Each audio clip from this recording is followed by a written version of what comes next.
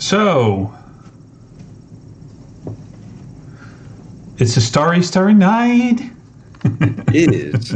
Oh no, dang, now I forgot what I was supposed to do. Let me think about it. Hello and welcome to the Voidcast, where we play some Dungeons and Dragons. If you like what you see, just follow us and we'll have a lot of fun playing stuff. Not quite, right? I need to practice, but it's good. yeah. Especially the stuff thing. I think he says stuff thing all the time, though. Right? Stuff. Everything is stuff with him. He says stuff all the time, but I don't know if he uses the word a lot. No. So hello everybody in chat. Chat is filling up. We're live on the air. It's a Tuesday evening here in sunny. No, it's not sunny, but in rainy Dordrecht. It's dark outside because summer is passing. We are slipping into autumn, but who cares? Because autumn is beautiful with all those reds and yellows and everything. And rain, we're not made out of sugar, so we can stand it. I've lately been watching all these kinds of videos that talk about expats who are living in the Netherlands and amaze themselves about how we handle the weather and stuff. And I can totally agree with them. It would be stupid not to go outside if it's raining in the Netherlands, because then for a lot of the year you can't go outside.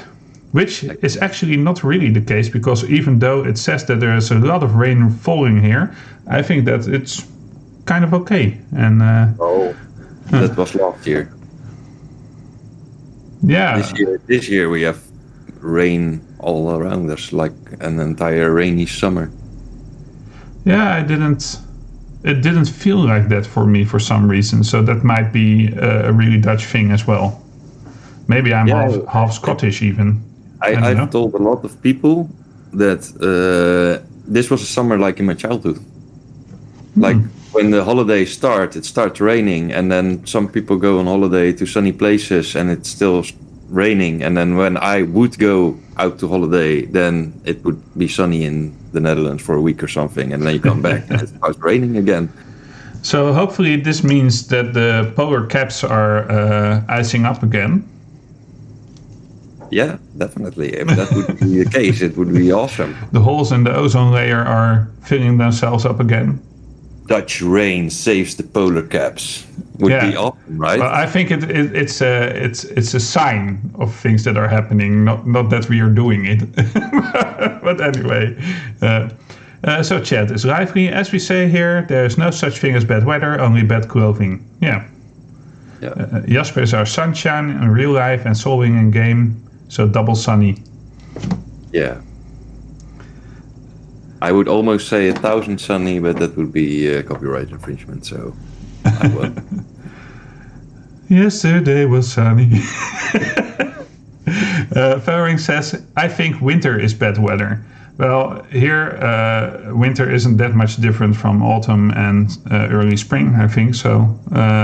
Well, it used to be different. We used to have these skating competitions and stuff like that. Every year we are hoping that we can do that again. Our Elfsteden tocht, but every year the ice isn't thick enough, and then the whole of the country is disappointed again. Yep. Fellering says, I get like 6 months of freezing or near freezing temperatures. Oh, now I want to know where you live, but if you're Canadian, it must be up north. Right? Far up north. Anyway, talking void. Oh, and we still have to do the socials. Oh, no. We've got socials, ! socials. No, but they're really important, especially Twitch and YouTube. And join us on Discord and on Instagram, but especially on Twitch and YouTube. And you can find us on ! socials in chat. Then the other thing is we had a wonderful cooperation with Top Down Tabletop yesterday, of which I didn't participate, which made the game slightly less good, but it was still a 9+, I think, or 10-, probably a 10. It would have been a 10+ with me joining them, but I have to say I had a lot of laughs, and it will be on YouTube soonish, I think. And Michel did a great thing with the layout. All the people that were on did a great role-playing, they're role-playing very well, and Ash was a a wonderful game master for that Vampire the Masquerade show. And if you want to see Erik win the game, then you certainly have to watch that show when it comes live, or it's still on Twitch right now. Said that you couldn't participate in yesterday's game. It was fantastic. Yes, it was, and I was, of course, in chat the whole time. So I saw your shenanigans as well, Fellerings. Good evening, Michelle. Now it's getting even more busy. You need to explain the rather Dutch concept of ice transplantations. It's when we remove our arm and replace it with an arm made out of ice, and our inner cold-hearted souls can manipulate that ice, and so we can freeze our opponents when we face them in hand-to-hand combat. I really thought you were going to tell us that our soft ice creams and our other delicious ice creams are actually sometimes transplanted. So you would see a strawberry ice cone, but it would taste like a chocolate one. Mm-hmm. Ooh. But we could do a chocolate arm. Oh, a chocolate ice arm. Chocolate ice arm, yeah. That sounds like power. True. But that was yesterday, and I just mentioned it because I thought it was so cool. I think our one-shots are pretty great in general, and our cooperation with Top Down Tabletop and Ash are great as well. And we'll probably have one again soonish. Wait for the official announcement. Next Monday will be the next episode of The Precipice of Dreams. We'll be discussing the last episode of The Precipice of Dreams on this show. And I'm looking very much forward to that as well, because, let's talk about that soonish. But I just want to continue. And if you didn't follow our campaign, I think it's a good, episode 30 is a good point for entering our adventuring shenanigans. And even though you won't have all the background, it will be lore dropped in the conversations we have, and you can just start there. And I must say, in 30 episodes we've grown a lot, including our English. Even though it's not perfect yet, we don't want to speak good. Oh man, there we go. But we're having a blast, and I think it's coming together. I was really thinking that you were going to say that our English is actually perfect now, but we try to make mistakes so that proper English speaking people would not be hating us for our perfect English. That as well, yeah. That's the other explanation, yeah. I have to talk to you before we start the show, Jim, because you have all these great ideas. But anyway, that's the Precipice of Dreams. Then the evening after that, we'll be doing Jasper's Laboratory again, where I do my 5th part in my Dramour series, where I explain how I build an adventure. And this time it's going to be about an escape route and revealing things that will become relevant much later in the game without the players knowing. So kind of foreshadowing, which I love. I did an episode of foreshadowing, or 2 actually, but this is an actual example. I think I haven't been in a talking void for the last 4 or 5 times without you foreshadowing, you making shows about foreshadowing.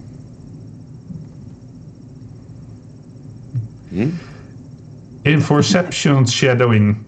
That didn't work. But anyway. It works. Shadowception. Anyway. First one, it was I now feel like an ice shoveler. I don't know why, but it's the thing that pops into my mind, you know. And then the week after that, it's another parallel projections, but you'll be, let's see what happens then. And then it will be Talking Void again, and so on, and so on, and so on. But thanks for joining us. Also, we have reached the 200 subscription mark on Twitch, which I'm very proud of. So thank you all. You're the best. You're the best. And we love you. I have to say, I love you. I can't speak for you, Jin. Do you love them all? Yeah, I love you all so much. So let's Hersteves, I love you. Fellerings, I love you. Esner, I love you. Michelle, I love you. So I love you all. Yeah. See what I did there? I made it personal. Yeah, but I thought you were actually going to name all 200 subscribers, and I thought I should do that. One sec. No. I think we should make it the general. I mean, what are you going to do if we ever get more followers? Then at one time, Talking Void will take 5.5 years just to, it could be. Yeah, we do it on the other channel. Just say, I love you. Anyway, last time Jasper's rap was amazing. Last time. There we go. An Inception kind of thing again. Would recommend 5 out of 5. Thank you. Rings is very glad that I love Rings. And as it says, simply the best, right? If not for copyright. You're simply the best. Better than all the rest. Yeah, it's your show. I've been watching a lot of Magicians lately, and I finished watching the Magicians, which I am very sad about, but I love the music episodes in that series. But anyway, we're going to talk about the Precipice of Dreams, and then we're going into our main topic, which this time is what house rule or custom feature broke or made your game. Or something like that. Could be mixing it up because I'm doing it from the top of my head. Anyway, let's go into the intro because we haven't had that one yet. See you soon.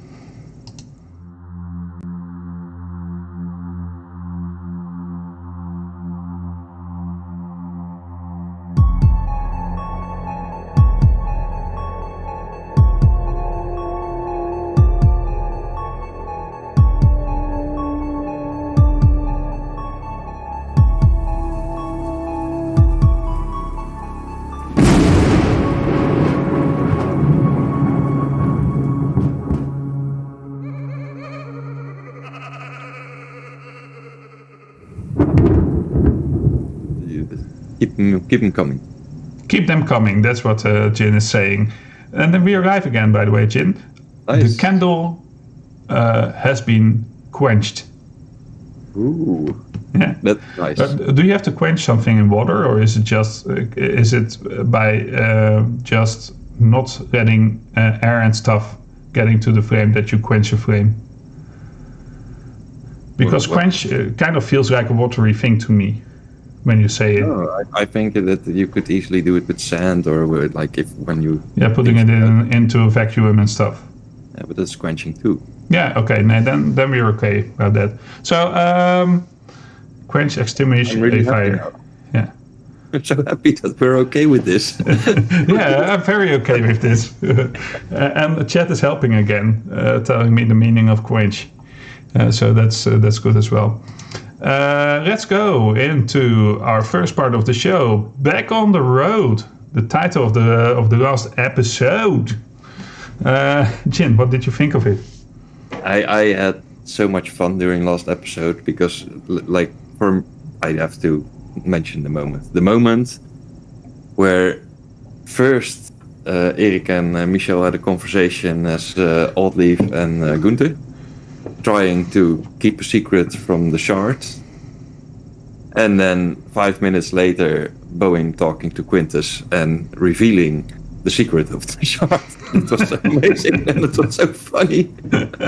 And that's just, it's not really anything about the episode except for the fact that this was like my prime moment of the show, I think. And also I had all these when we had the encounter, I had all these thoughts as Jin about what was going to happen, and I was still surprised, but I was getting in the right direction, just like you were. We were all, both of us were a little bit like, maybe we should assess the situation some more before we act, and then people attacked, and it was fun. Well, yeah. It was actually a nice battle, but it was funny how things in my mind didn't correspond with the things that happened in the minds of other people. Yeah, that's cool. Yeah. So, chat, if you have any questions about the last episode, just ask them. Some of you might not have seen it because you're here for the main topic, but you can always we're doing some spoilers, but I think when you see the whole thing, it's quite different than when we talk about it. So that's no problem. And then you might be intrigued by what's happened in the 29 episodes before that one. So who cares, right?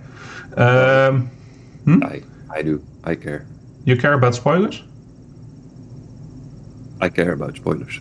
You don't want to spoil anything? I don't want things spoiled, and I try to not spoil things. But are we now talking about vegetables again? Or No.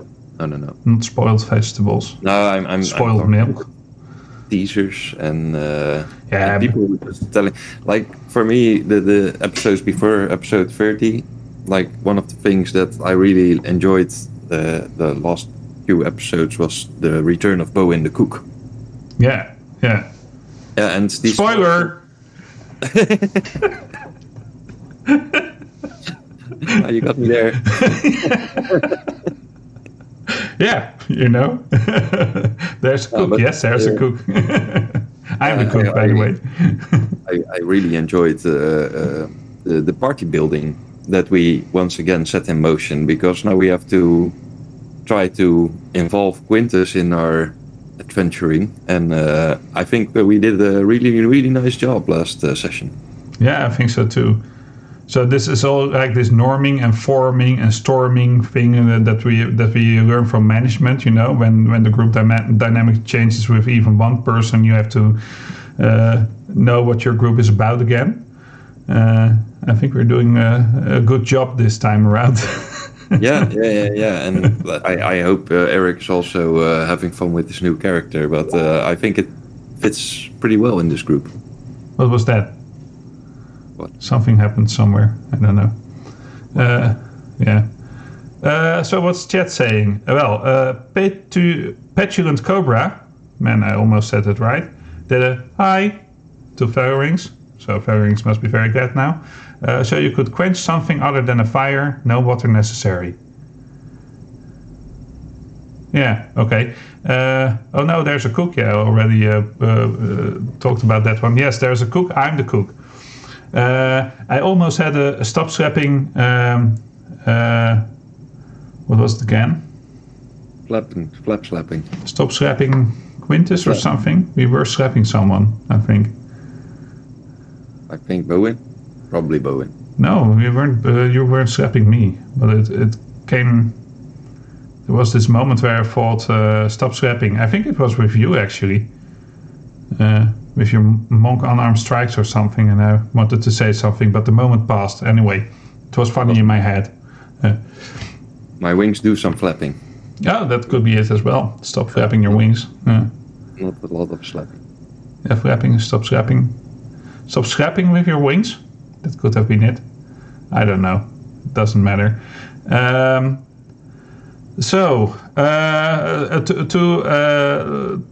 To tell chat what actually happened last episode, it's about this. We left this town. We went on the road. We had to do a journey of about 4 or 5 hours on horseback with Jin flying. And of course, we couldn't finish even that properly. Right? That's my fault though. Because you wanted to eat. You wanted to eat, yeah. Because otherwise we wouldn't have seen those people on the road, and we would have arrived safely in the next town. Yep. Yeah, that's true. So no more eating along the road then. No, more eating along the road. And more encounters on the road. If we would have eaten sooner, the moment probably also would have passed. Oh, certainly, because that's how it works.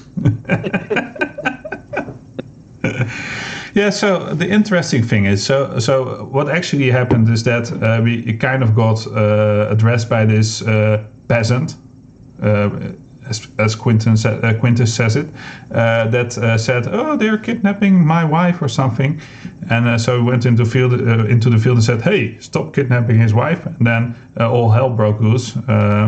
We actually got like two sentiments in the party, which has nothing to do with being good or evil for some reason, because the paladin does it as well as the evil warlock that we have in our midst, and they simply wanted to kill those who kidnapped the woman without asking questions, or maybe ask questions later, but cutting them down was the best answer to this problem. And then we were surprised when they weren't actually kidnapping a woman and turned out to be some cult or something, occultists. And we had to fight for our lives, actually. Yeah, they were hidden in magic. Yeah, hidden in magic. Yeah, as in they had a disguise, a magic disguise. Yeah, so suddenly they were all black and silver and evil. Yeah, because when you wear black and silver, you're automatically evil. Remember this, boys and girls. In this campaign, it's starting to look like. Do you associate those colors with the moon? Yes. Okay. Black for night sky and silver for moon as sun is gold. Yeah. Makes sense, doesn't it? Yeah, it does make sense. I've been thinking lately what we could connect to the knowledge that we have right now. Because do you remember that one of our first fights we had this wolf attacking, helping us attack some bandits? Yes. What was that about? Can we now place that in the context of what of all the things that we know right now? I actually thought about that after last session. Yeah. Because I was wondering too, because that was not an occultist wolf. No, that was a auturist wolf. Yeah. So if you don't understand what we're saying, we're talking about Okul and Otur, which are like these brothers or something. Well, tourists. Tourists. I mean, did he do that per accident, do you think? Or is this the joke that's happening, you know? That when everything is revealed, we are still laying next to a nice swimming pool in an all-you-can-eat restaurant in Turkey or something, and then you wanted, oh cool, you tourist, and then it's like a spa kind of, you know. That would be awesome, but I don't expect that happening. No, it would be cool. It would be cool. It would. Would definitely be an unexpected twist, which I do not see coming. Even after we now talked about it, if it happens, I will be flabbergasted. I will be totally out of my mind. Yeah, but we have to find signs in the names that we meet, you know, because Roger is very good at those things, and this time it might be really in plain sight, you know. No. It's always in plain sight, but it's not this. We're always focusing on. Do another name of someone we met along the way. Do another name. Sam. Sam. There. Mess. Oh, cool! You're such a tourist, Sam. Anyway, I don't know. I think is really biting his tongue right now. Yeah. You discovered my secret, is what he's now mouthing to his... no, I don't know.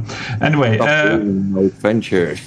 What also concerned me is that you can drink a potion and change into a four-legged creature with claws that are very sharp and start bashing on your enemies if you're a follower of if you're an occultist. Yeah, well, it seems that way, but maybe there's more involved. Yeah, that's what I've been thinking about. I don't know what is involved right there. Well, I suggest we just buy black clothing with silver lining from now on, so that they won't recognize us as not being or as being not part of their game. Yeah, apparently they want to get noticed, you know, because they're really passionate about their colors. But they disguise themselves, so they don't. Yeah, okay. They're such shady creatures. Yeah. But my initial response is, since we sort of hate Okul for trying to destroy our world, that you finish them if we encounter them. Yeah, so at first Bowen was going to be very angry at how Oddleaf and Quintus were handling the situation. he was so mad, and he was just standing there thinking, "Oh, I'm not going to get involved in this fight at all."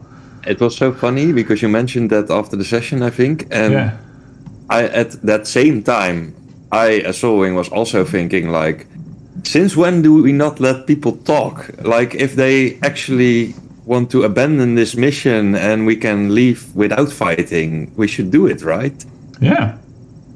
But not according to our paladin. And so the question we have to answer for ourselves now is, are we still going to be mad? Well, I am not going to be mad because this is an entirely different situation. So, well, they got lucky. In hindsight, it was the right decision. But no, it wasn't the right decision. It was the wrong decision, but it came to fruition anyway. Wrong reasons. That is what it was. Yeah. The right decision, wrong reasons. Why was it the right decision? Because attacking occultists was definitely part. Like, if I would have known that they were occultist clan, then I would have fired right away. Then I wouldn't have talked to them. But then it was the wrong reason with the right result, right? Yeah. Yeah. I think we agree. Yeah. But we just like to put it in other words. Yeah. So I've been teaching my son about the way up is also the way down. You know that part of philosophy, like Heraclitus. No, or is it Heraclitus? Yeah, the same same one who was saying when you step into the river, it's never the same river, but you're not the same as well. But the thing I always like about that is the way up is also the way down. You know, when you go up the mountain, you follow the same road, but you think of it in two different ways. I don't know where I'm going with this, but that's what came into my mind. This is why we were talking quite fast.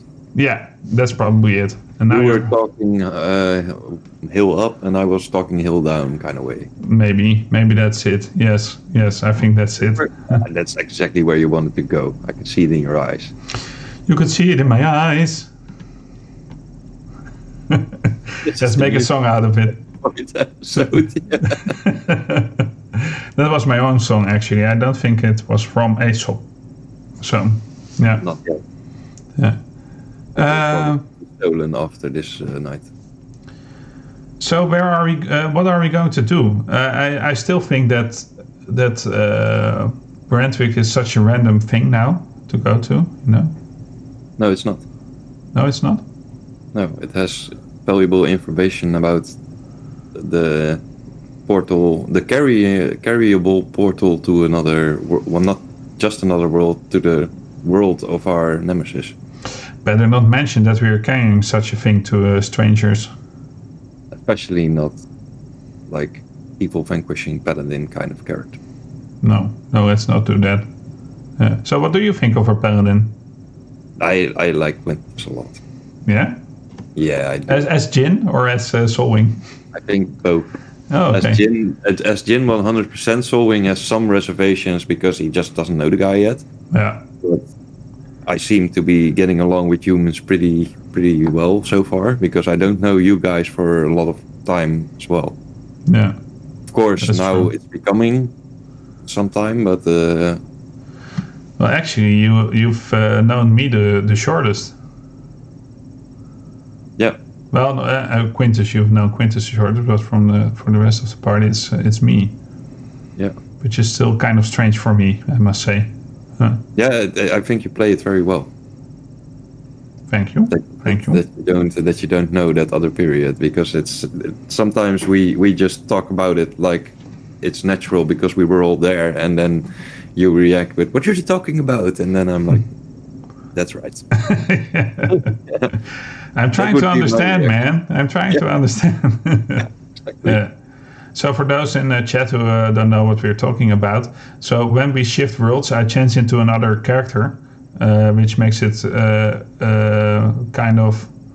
and I don't know what that other character is doing. So he's kind of the same person, but he's quite different at the same time. And they had a whole adventure with my other me, whom they all liked more than this me that I'm currently, except for Jin. But sometimes we remember the things that hurt the most. Sewing that does not put one bow in before the other. Even you are on equilibrium then. I don't mind.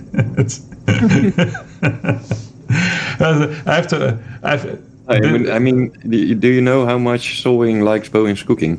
Yeah, but that's his cooking, man. It's so much more than a cook. Yeah, I know, but it's more like that's one of this world's Bowen's passions, and I think that earns him so many points for a guy who likes to eat. Yeah, so many points. Yeah. Even the weird Adon thing is it's acceptable. My belief in the god Adon is acceptable because of the way I cook. No. Because of the fact that you have worldly passions and interests which collide with mine. Okay, nice. Like it. Coincide, I think. Yeah. Okay, yeah. I still want to go to Brentwick, but we're talking about Quintus right now. So Jasper likes Quintus. Jasper also likes what Erik is doing with Quintus when it concerns Bowen. Bowen doesn't like Quintus. I think Bowen does like Quintus.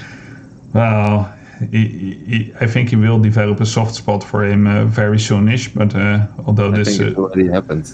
Yeah, this latest encounter. When I was looking at the last session, you like if you compare it to how first Bowen and Oddleaf were at odds, which is all about Oddleaf, not me. It's even in her name. So, but if I compare that to how easy you warmed up to Quintus, that went a lot faster. And must have something to do with that Adon guy, but yeah. But I was immediately a big fan of Oddleaf. Yeah, super big fan. Yeah, I liked her writing. They say never meet your idols, but No, but about the whole god worshipping part that didn't go well. No, that's true. That's something I have in common. Really, in the start, everybody was at odds with each other constantly. Yeah, except for a few, right? A group of children for Solwing, really. But we might still be. Yeah, and actually, what I still don't get, because in a way, I think, and sorry, Erik, but Quintus is more annoying than Thomas in a lot of ways, and I still don't get how Thomas was not the one who hold the party, because it's Bowen and Thomas didn't go so well as well in the beginning. Well, Thomas didn't go so well with Bowen. And the other way around.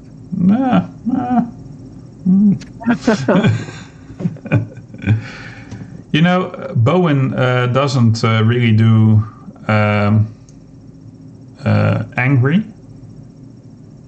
No, he tries. Yeah, he's always talking about the thing people do instead of the people themselves. Yeah. Although he's giving them attributes that explain part of their behavior, like he's a liar, for example. but that's all about the attribute and not about the person per se. I think.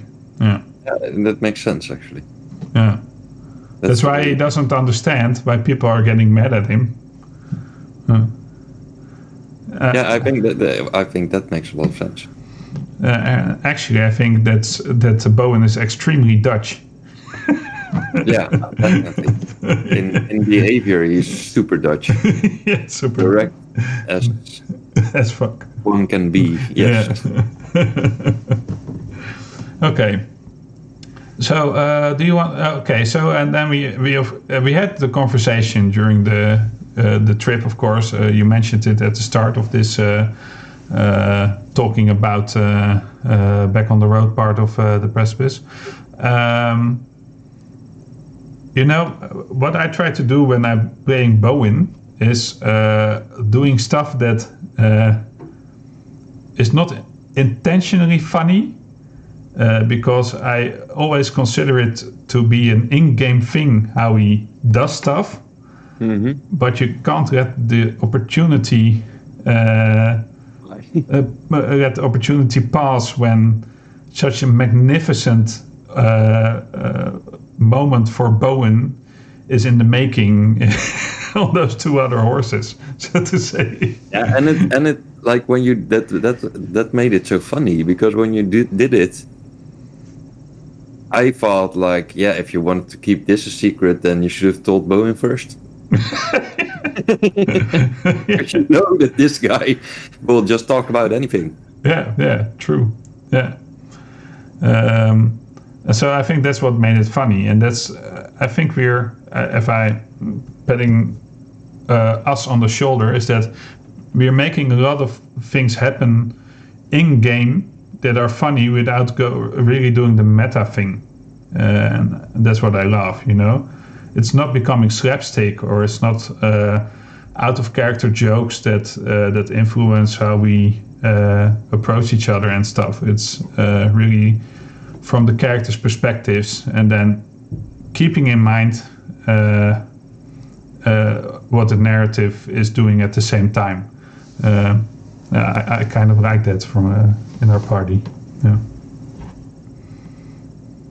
Yeah, me too. Actually, I've had it so many times, because it's also like some of us have like Oddleaf is for me a good example. She has a pretty dark character in a way. Not that she's evil, but more that there's a lot of troubled history, and there's a lot of inner weighing of where do I want to be, who do I want to be, and how am I going to become it, and everything. So it always, if we have parts that revolve around her, it's always really serious in a way.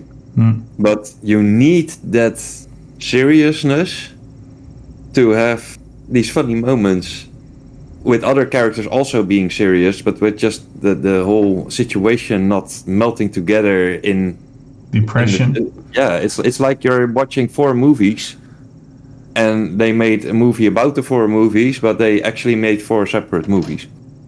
And that can be a funny interaction, I think.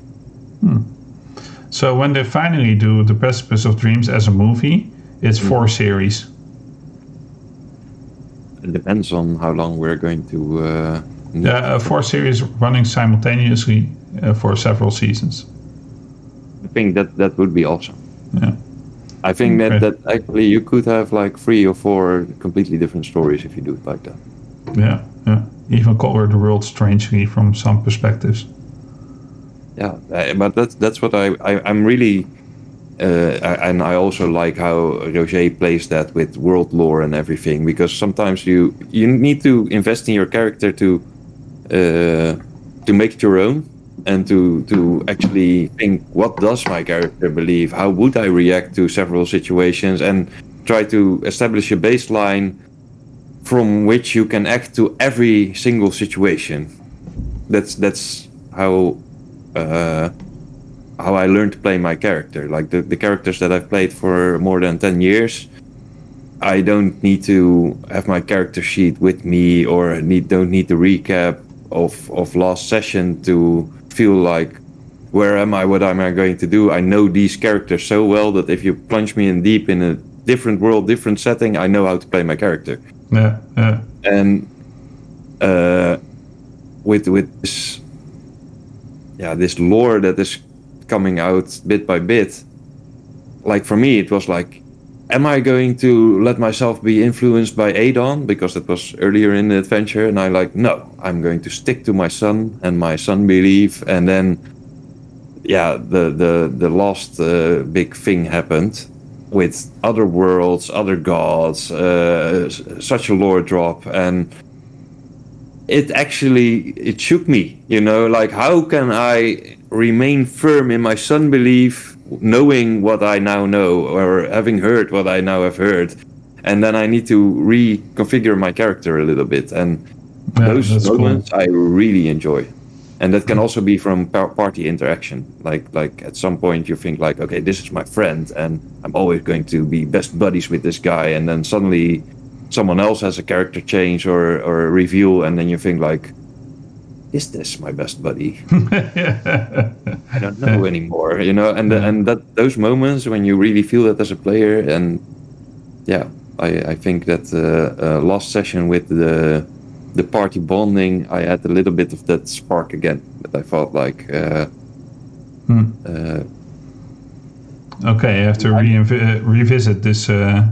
Yeah, because after last adventure, I really had the feeling that we became a tight knit group, and then, especially like you said, when we encountered these guys who were trying to abduct a woman, and we were actually talking them out of it, and some guys just started attacking. For me, without proper provocation, it was like, is this still the same party that we went to save the druid with? Yeah, I don't know. It isn't. I think it's half of the party has changed since the druid. Yeah, it's true. Yeah, and that's only the people that are joining you, not even their beliefs and stuff. Yeah, and that's what gets the kick out of me. Like that was like next to the very funny incident. One of the things that I really enjoyed about last session, that there was still like an expectation because of everything that happened in the 29 episodes before, and that expectation was overwritten by what happened. Yeah, I didn't see that coming. No, I didn't either. I think. No. True. Loving it. Yeah. So what's the next big thing, do you think? Because that's what I have been thinking, you know? We've just been told there are like 16 rules of gods. There's this a connective city somewhere or realm or something. There's this world, and there's cool between the stars and other planets, and you almost feel like you're at the edge of expansion that you would normally feel like you might have reached when you're level like 20 or something. It feels like we've already entered the epic part for parts of the adventure. In a way, I get what you mean.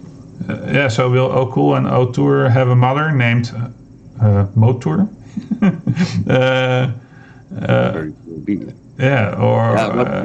But are we all living in a snow globe, or what's happening? I think we need to find out a lot more about those other worlds and what actually happened for those answers to come. And I don't know if there's going to be another reveal, because for me, like the fact that we were now ambushed by occultists on this earth, where last time we had something like this, it was like a guy who went crazy, who turned into a monster. Yeah. And now suddenly there's this. Okay, that's not true, because we also met some other occultists earlier on, like Harbinger. But no, I didn't. No. Yes, you did. Bowen did. Well, did I meet the Harbinger? Yeah, we did that on this world. But I did that on this world. Yeah, I didn't meet him. I just heard your story, right? Yeah, and that's meeting him in my okay. Yeah. I'm going still down way of talking. Yeah, Bowen is just thinking about, all these people are experiencing cool stuff, and I'm not even part of the most of it. It wasn't that cool. Yeah, okay, but he likes his epic stories. So that's true. That's true. And the hardships that come from it. So no, but that there's suddenly a sort of organized faction on our world, that's troubling. So that was for me the next. The next big thing. That's the next big thing. Yeah. True. Because this makes all our future, especially because they were disguised. You can never trust anybody anymore. With very good illusions. Yeah. So I have to find spells to to see I don't through think that it will stuff. happen in this campaign, but in some other campaigns that I would be playing, the fact that this happened would mean that every session we meet any character, somebody is going to roll a roll to see if it's an illusion. Yeah, okay, interesting. I have been thinking about that part, and I think I'm going to do the Jasper approach. Yeah, I'm looking forward to it. Owen is not going to care. He's just going he's just going to take everything at face value until it betrays him. So yeah, that's the way kind to of go. like that. But that is an how do you say, extrapolated aspect of me as Jasper. By the way, Yeah, that's how I handle stuff. Yeah. I like you until you betray me, which is not always the case because sometimes I just get a bad feeling from a person immediately. But yeah. Yeah, exactly. Yeah. Okay, would that be enough for the precipice, do you think? I think so. The same. So let's go into our main topic. Yay! I Michelle, if you are watching this, I want to do a main topic kind of thing. I don't know how, but would be cool. Right? Yeah, I think that would be awesome. A jingle, you mean, right? Yeah, like 5 female voices that just say main topic at the same time. Yeah, or and you like, see it sliding across your screen. Yeah. Oh, there's a question. Speaking of Bowen, how did this Bowen experience suddenly being much more powerful? Good question. That's a very interesting one, and it's one that I'm struggling with, you know. I explain it as this. As you might have noticed, when we first became 2nd level, and I could suddenly cast Cure Wounds, and Soulwing was flying to the city to do stuff, and I could just Cure Wounds, so it wouldn't have been necessary. I explain the way I gain power as if suddenly realizing that I know how to access it because I've experienced stuff. And sometimes this is divine influence, and sometimes this is understanding a page from a spell book that I didn't understand before because reality had not shoved it into my face, so to say. But this time there's also this part of Bowen's mind that is thinking, okay, how there's kind of been a leap in experience,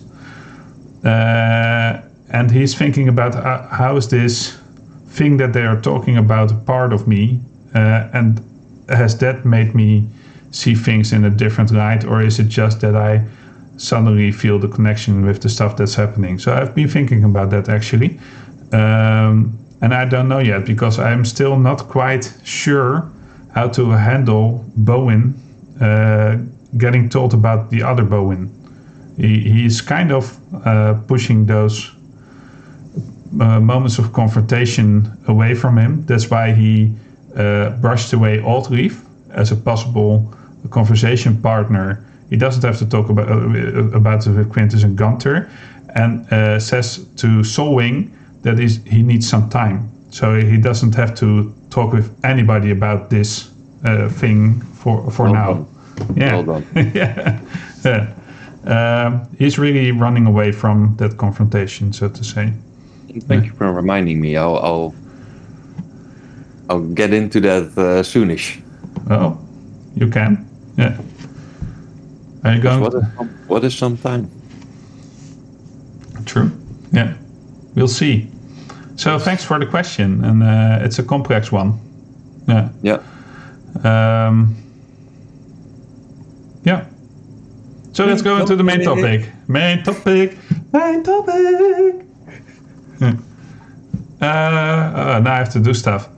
The main topic is, what was the house rule or custom feature that broke or made your game? Oh, such a hard question. We've got a lot of answers, a bit less than other answers.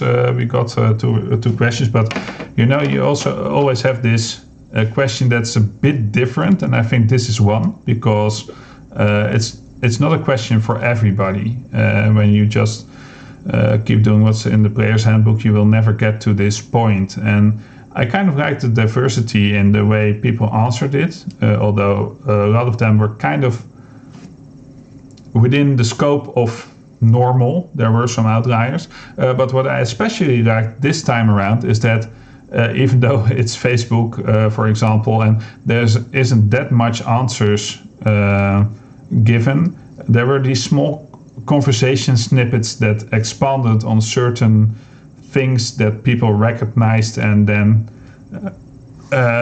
replied on with their own opinion or their own experience, even if it was just with, I've had a similar experience and dot. But then another person would say, and that worked out like this in my case, dot. It was kind of a bit of a different, it spurred a different kind of conversation, so to say. And that was pretty cool. I'm super curious. Because I always let myself be surprised by you now. Without going into too much on what's happening in chat, I will certainly lick. That's all I'm saying.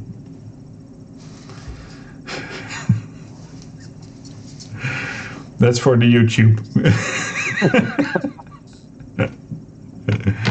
Sorry, because I totally interrupted what you were saying. You were saying you're curious, right? Yeah, I was saying I was curious. And then I became curious about chat, and now I'm not curious anymore, and I'm just laughing. Because we're licking stuff. I'm always licking stuff. Especially when they're salty. You're a pretty good lick. Yeah, thank you. Anyway, the first answers to this question, there we go. Nathan says, net library of random magical effects for my first 2nd edition AD&D Wild Mage. Increase the size of a target enemy zombie by a factor of 20, destroying sigil in the process. Okay, that's wow. Wow. I don't know. To start off with a random thing. My audio is slipping into the red often. Am I too loud at times? Please tell me, chat. What do you think of that answer? I need like a little bit of time to visualize, and the more it became clear in my head, the more I thought like that's a perfect answer to your question. It literally broke the game. Yeah. So I think that if it's a human-sized zombie, that human-sized zombie will be about 20 million meters tall or something. That I have no idea what the factor 30 would be. Factor 20? It's... Yeah, that's human times human times human 20 times, right? Yeah. So and every human is about 2 meters, which is a long. Then you have 2 to the 10th is 1024, which you do times 1024, which is just slightly above a million. So about a million, because you don't have to factor the fact that you already start with 2 meters, right? And then it's a little bit less, so it's about a million meters, I think. Yeah. I follow you on this one, but it's almost impossible to imagine it, and it would be awesome. Like if that would be your character's power to be able to do that, then you would be the ultimate undead, right? Yeah, and you would destroy everything around you by just growing. So. Yeah, exactly, and wow. And it would be smelly as hell. Yeah, and actually, like, what a way for the undead to destroy Sigil. I never expected the undead to do it like that. Not me neither. So the thing is, I think this broke the game. Or did it make it great, you know? Yeah, if it was the end of the game, then it would make it great. If it was like we still have 5 quests to do, then it would probably breaking the game. Yeah. Do you remember that Call of Cthulhu answer where it was about the gold coin that was thrown into the portal, the multiplying gold coin, and they destroyed Cthulhu by not making him able to breathe because his void was filled with coins? Feels like that. Oh, well, yes. Yeah, well, no. No, I'm sticking to my no. Oh, That's okay. different. That's different. Yeah, it's the same kind of weird, right? Or not?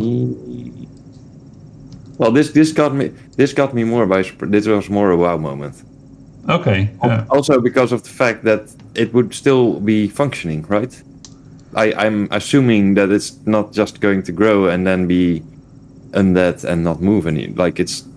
Well, where would it move? Because it's like on top of an infinite spire, breaking sigil, which is a thing.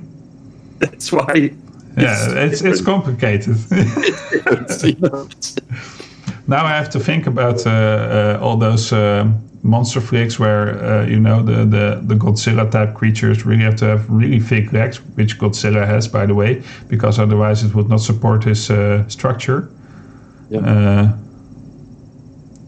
Wouldn't a million-meter zombie collapse in on itself because it has barely any structure to it by anyway? All these oozing puddles that just slip out of the body and go splash over the infinite universe, Yeah, let's make it visual.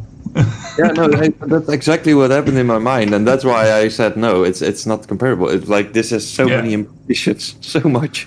Yeah. So and then it starts dripping from the infinite spire. Yeah, and like, if that happened, at what time would you be able? Because it was a spell, right? It was an item, I think. It was a library of random magical effects. Could you reuse it on the same? Like, what if it happened again? At some point, we're all living in the zombie. Right? Oh man, yeah. If it skips planes, yeah. I probably think this is a game breaker. Yeah, it's a game breaker. Yeah, it's a cool one, but you use it once, and then when you get back to Sigil, there's these people just cleaning up the mess after 1,000 years. Yeah. It's weird. A lot of nice images in my head now. So thank you for that answer. Yeah, exactly.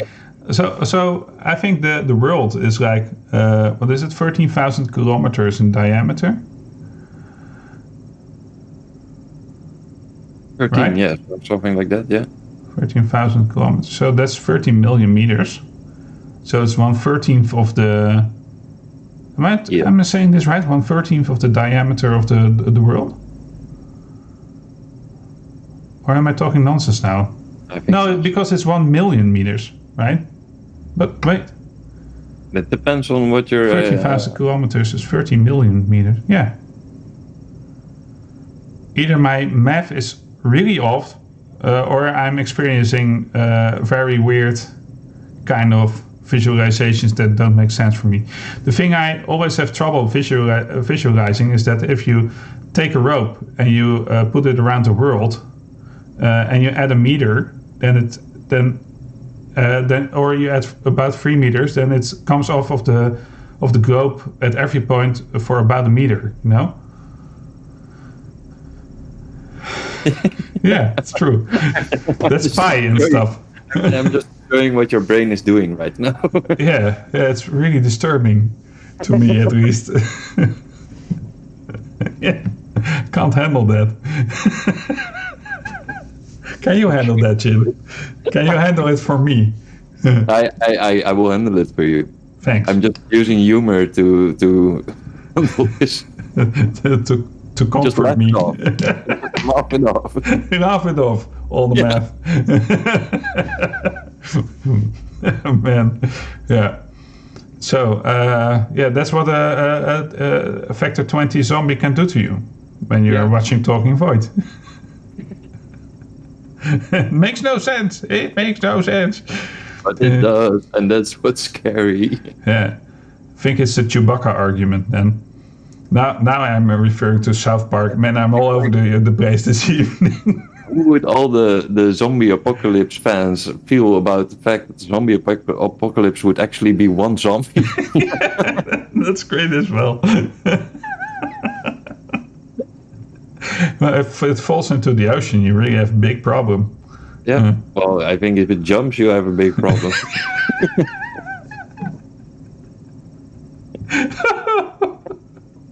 Yeah. So there's that. Thank you, Nathan. And it doesn't need to breathe. That's interesting as well. Okay. Anyway, and John says removing attunement is awesome. So quite a different kind of answer, but kind of. Nicely layered. What should I put together? It was my thought process at this point. Oh, removing attunement is about the same thing, you know. It's a little less factors, but hey. A lot of less factors. Esna says, and then you try to tie down the zombie, but your rope is 1 meter too long. Yeah, it stays about 30 centimeters off its corpse at every point.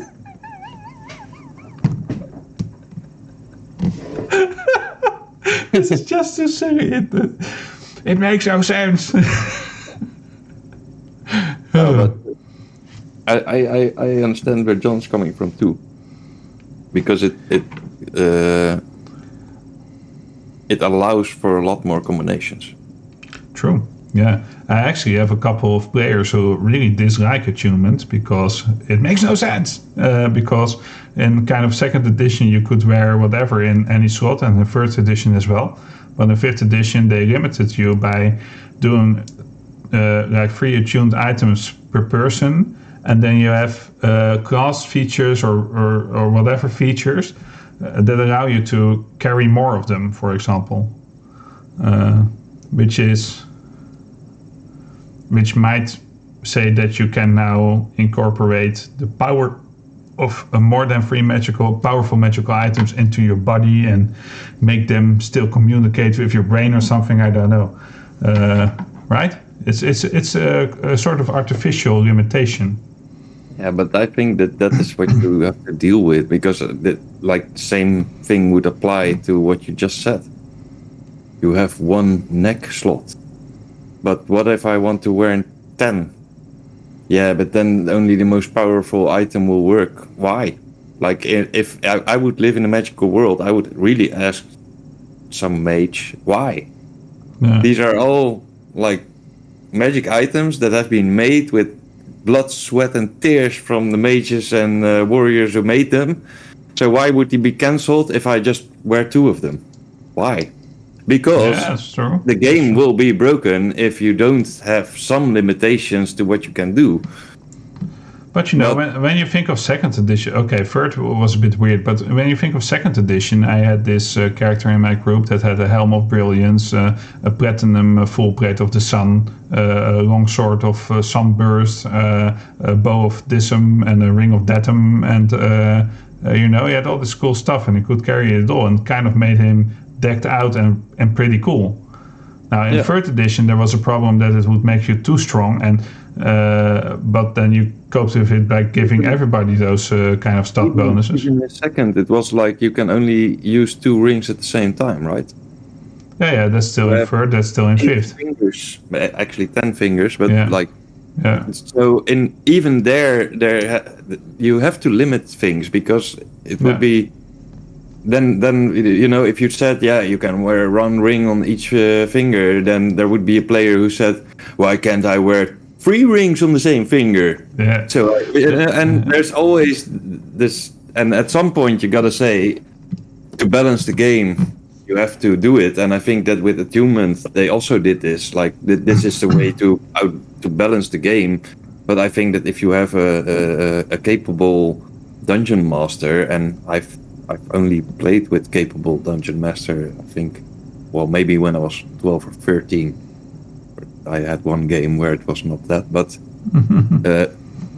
you can release this attunement Rule. factor, but then you need to be sure that you balance your game. Like if you do that, and then the dungeon master is going to complain like all the combats are so boring because you defeat everything that I throw at you because you don't incorporate a way to make your monster stronger or able to cope with that Increase. release of the limit of the amulets of the humans. Then so if you have someone who thinks straight on and rules are rules, and I cannot handle it to have imagination to cope with that, then I would say keep it in. But I do agree with John that my personal preference would be like, of course there should be limits, but some limitations can be overlooked because it's just cool for the game. Actually, I do the wrong way around sometimes. I just give these personalized items that simply don't need attunement. Yeah, I could also give it attunement and give them an extra slot of attunement, of course, but yeah. No, but that's something that you have to figure out. But I do think that for I understand that the makers of the game at some point think like, where's the limit? Because, or else we could just say players can say what they want and it will become true. Everybody calls its wishes every turn. Yeah, you know, and that would not be a fun game to play. True. Well, I actually kind of like what they did, for example, with concentration spells in 5th edition, where you can just concentrate on one spell, which makes it so that nobody wants to buff unlimited spells before you go into combat. You can simply cast one, and that's the thing that you do, you know? Yeah. There's a lot of things that like, I like 5th a lot. Still getting used to it because I played the other two versions for a lot longer. But I like the mortality factor in it, in a way. So sometimes when you had like the old games, then at some power levels it was very hard to explain certain things like that's like a fight with a peasant or something. Yeah, exactly. The dragon peasant thing at some point it's unexplainable, and in 5th you can easily imagine that happening because they can still hit him. Yeah, and because it's like it's still an amazing achievement because it's not going to happen a lot, but like if you would have a huge super large dragon landing in a village and every villager shoots an arrow at it, then some are going to hit. They're probably not going to hurt a lot, but it would be strange that they all miss.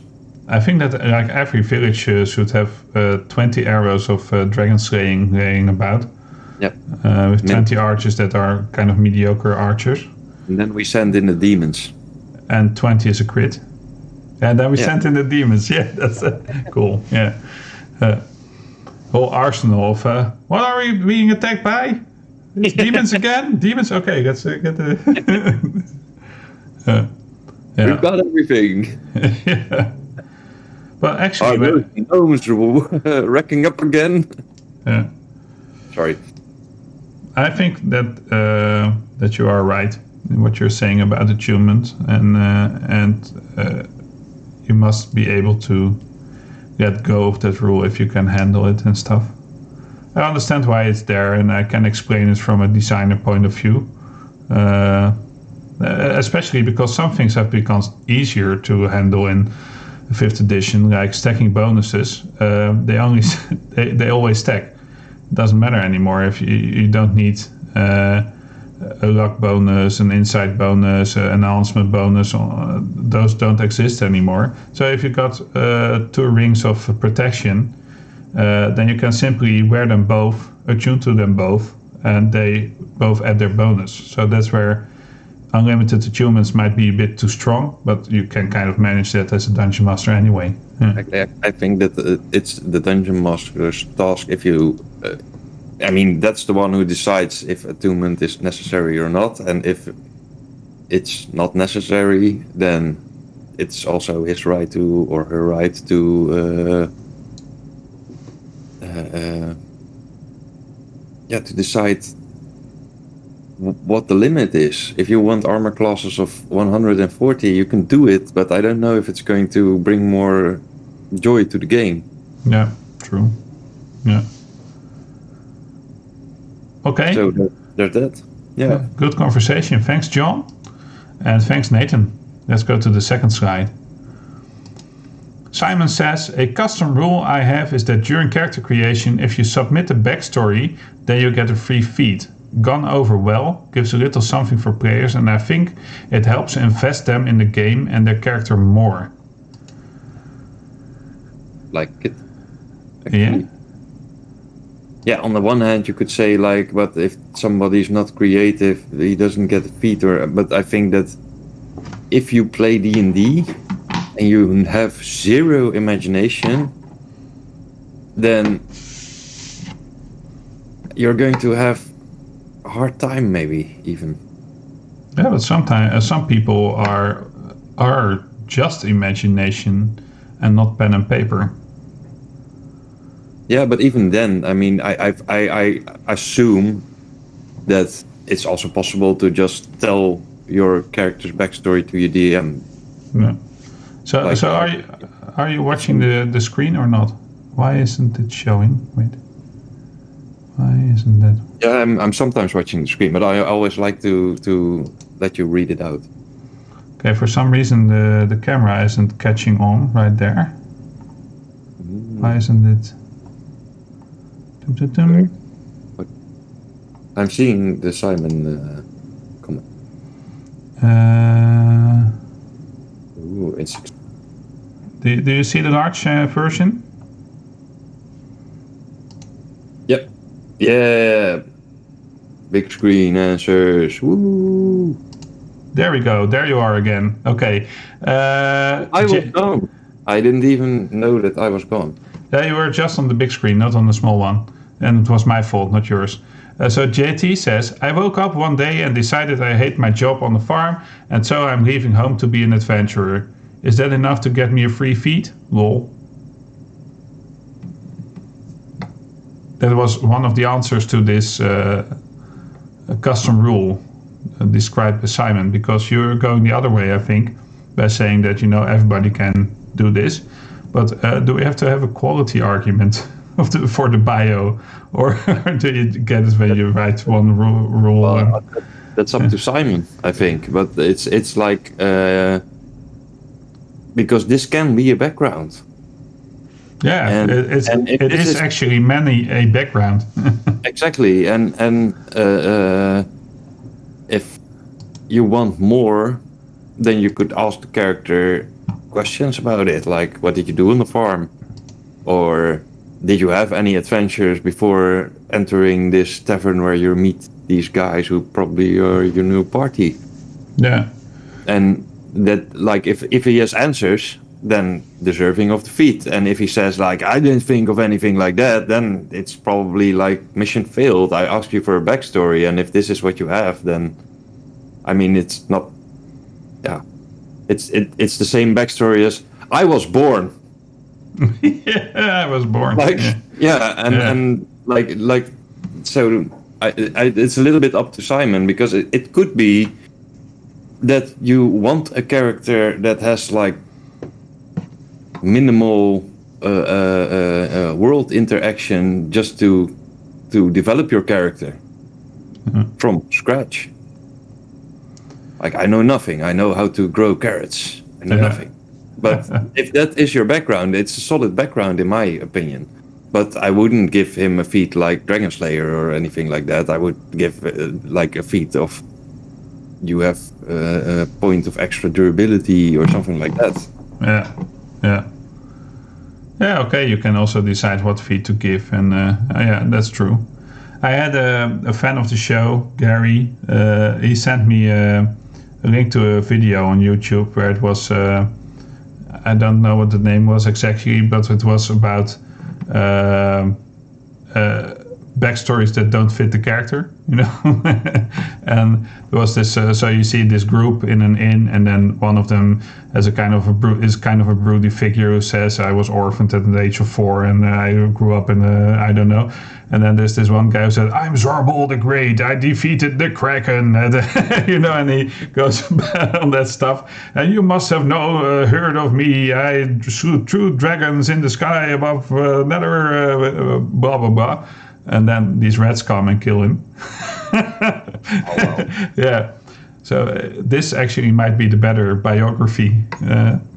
Growing up on a farm. and the other, like, I know a lot of people who like that, like to already have some renown when you start the game. Yeah. But I was a prince. I don't even know if I decided to be a prince or that Roger gave me the opportunity to play a prince, a crown prince at that. yeah.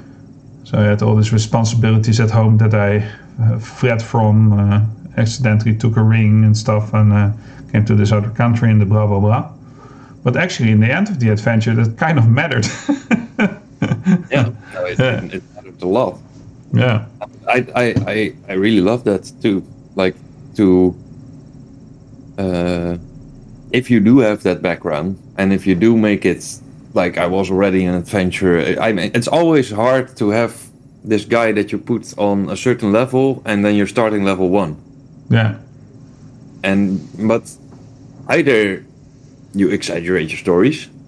No. You were there when the dragon were slain, and you actually tried to hit it with your sword, but the other heroes killed it, you know? And that could be... But it could also be what we just said. Maybe you were that lucky peasant farmer who dealt the killing blow and was thus named the Dragon Slayer. Yeah. Although you are still level 1 and you could probably not slay a dragon by yourself. Yeah, I think that in my introduction for Voidwalkers, which will be our own system that we're developing, I am saying so. You can be like an accountant, but if you choose to be an accountant, you're the accountant that a lot of shit happens to, in that kind of thing, and not the accountant living next door that nothing ever happens to, because that would be boring to play. But playing an accountant is a cool choice, you know? Yeah. Yeah. Yeah. I like that too. Yeah. It's sometimes how you build up your character. I mean, it's also what you want with your character, right? Yeah, of course. I mean, sometimes you want to play a heroic character or a very shady character or a thief in the night who's able to steal but you also sometimes you just want to play the regular guy of the party which is like sewing, right? You're like the regular guy, right? I'm No, you're not. No, I'm not. No, you're the most normal, though. Yeah, it's the other campaign. It was so stupid because I have this. I agree with Roger in a way that it's nice when you have these fantasies to have actual human in your party, you know, as a reference point to what we humans can reference to. And in our last game, I was so bent on just playing a regular human, and my background was actually I'm a farmer from a colony, and then I needed to join the army because there were some debts here and there, and I needed the money, and farming wasn't paying enough. So that's how I actually ended up in the military, and then I got into the adventure, and then at some point we needed to make a roll for something. And I got these alien powers because I rolled a 0003 or something, and there was a 5% chance that I got them. Yeah. Yep. So now you're strange. Well, I'm not only a regular human anymore, so that backfired. So is that a custom feature that broke or made the game? That was definitely something that is, I don't know. You don't know? That's interesting. Yeah. Does Roger know you don't know? Yeah, Roger knows I will not let myself be talked into if it's game breaking or making while the adventure is not finished yet. Yeah. But will you resist it then? I'm already trying to. That's cool. But it's very hard. I must say, I like giving away powers that people actually shouldn't use because they have disastrous consequences. Yep, you do. And that's the difference, because Roger also likes you to feel powerful because of the good reasons. Yeah, okay. I felt that one. No, but I like that concept too, because it sometimes gives you, it could actually win you the battle to use such a power, and then even if there are negative effects, it's worth it because your party is going to be like, yeah, you saved us all, so now we're going to help you, and that can be for good adventuring. But if somebody abuses that power, then he just should get corrupted or have, I don't know what you have in mind, but these things you have in mind, these negative consequences. I gave them, for example, I gave them a dagger that you could use when you were in the spirit plane to just kill everybody around you who's not in the spirit plane, because they can't see you, and the dagger extends through layers of spirit worlds. That's an example. I once gave them the opportunity to fire a cannon that would totally obliterate their enemy, ending kind of the story arc, but it would also totally obliterate everybody around their enemy, which were just normal people. You know, those kinds of things. I really like that. Yeah, me too. What you're going to do if you have all the power. Yeah. Okay, so that made us think. Yeah. Well done, Simon and Jay. Yeah. So Simon was quite active, and I want to give him a compliment about how he... Oh, no, it was Soren. No, I forgot. It was Soren, and Soren is the next one. Soren was quite active and made a lot of comments on this thread. And Soren says, I allowed the Goliath barbarian to dual wield two-handed weapons at the cost of some AC. I thought I carefully balanced the increased damage against the increased vulnerability, but now carefully balanced is the meme at the table. Yeah, I kind of like this one because it's so recognizable. Yeah. Yeah. And it's probably the fact that at some point Soren said carefully balanced, in a very serious manner. Yeah. And that totally backfired. Yeah. That's why I can't talk about stylized pillars anymore, because no, you cannot. No, everybody, and it's not even me who's thinking about the male weapon of choice, so to say. But I was not even thinking about that thing, But seriously, Jasper, there's a lot of tentacles in my campaigns. That's true. Yeah, I remember that weekend when we played with so many people. Well done, by the way, for playing 13, 14 players at the same time. I think it was 18 at the max. Yeah, exactly. So but it was so funny because we entered that weekend. You solemnly vowed, like, no. There's no tentacle things coming because I have something prepared, and this time it's absolutely not. And you were actually convinced yourself, and then this giant worm thing came out of the ground and spat all this lava, and the entire table was like laughing so hard, and you were like, "What? This is not a tentacle," and then we were like, "No." So stylized pillars, it's not a meme with us. Yeah. That will never. And actually, I said something about stylized in the last episode, and Roger immediately had to laugh about it because, oh, man, this is a burden I have to wear until the end of my days. Yeah, but sometimes these things happen. If an epic moment comes and it gets bonded to you forever, then either you should leave your group of friends or you should live with it. Yeah. I think that's the only solution. But now, how do I have to explain pillars to my party? These gritty pillars. it just makes them shave in your mind, you know. It can never be normal again anyway. Anyway, yeah. Shave, not shave, shave, sorry.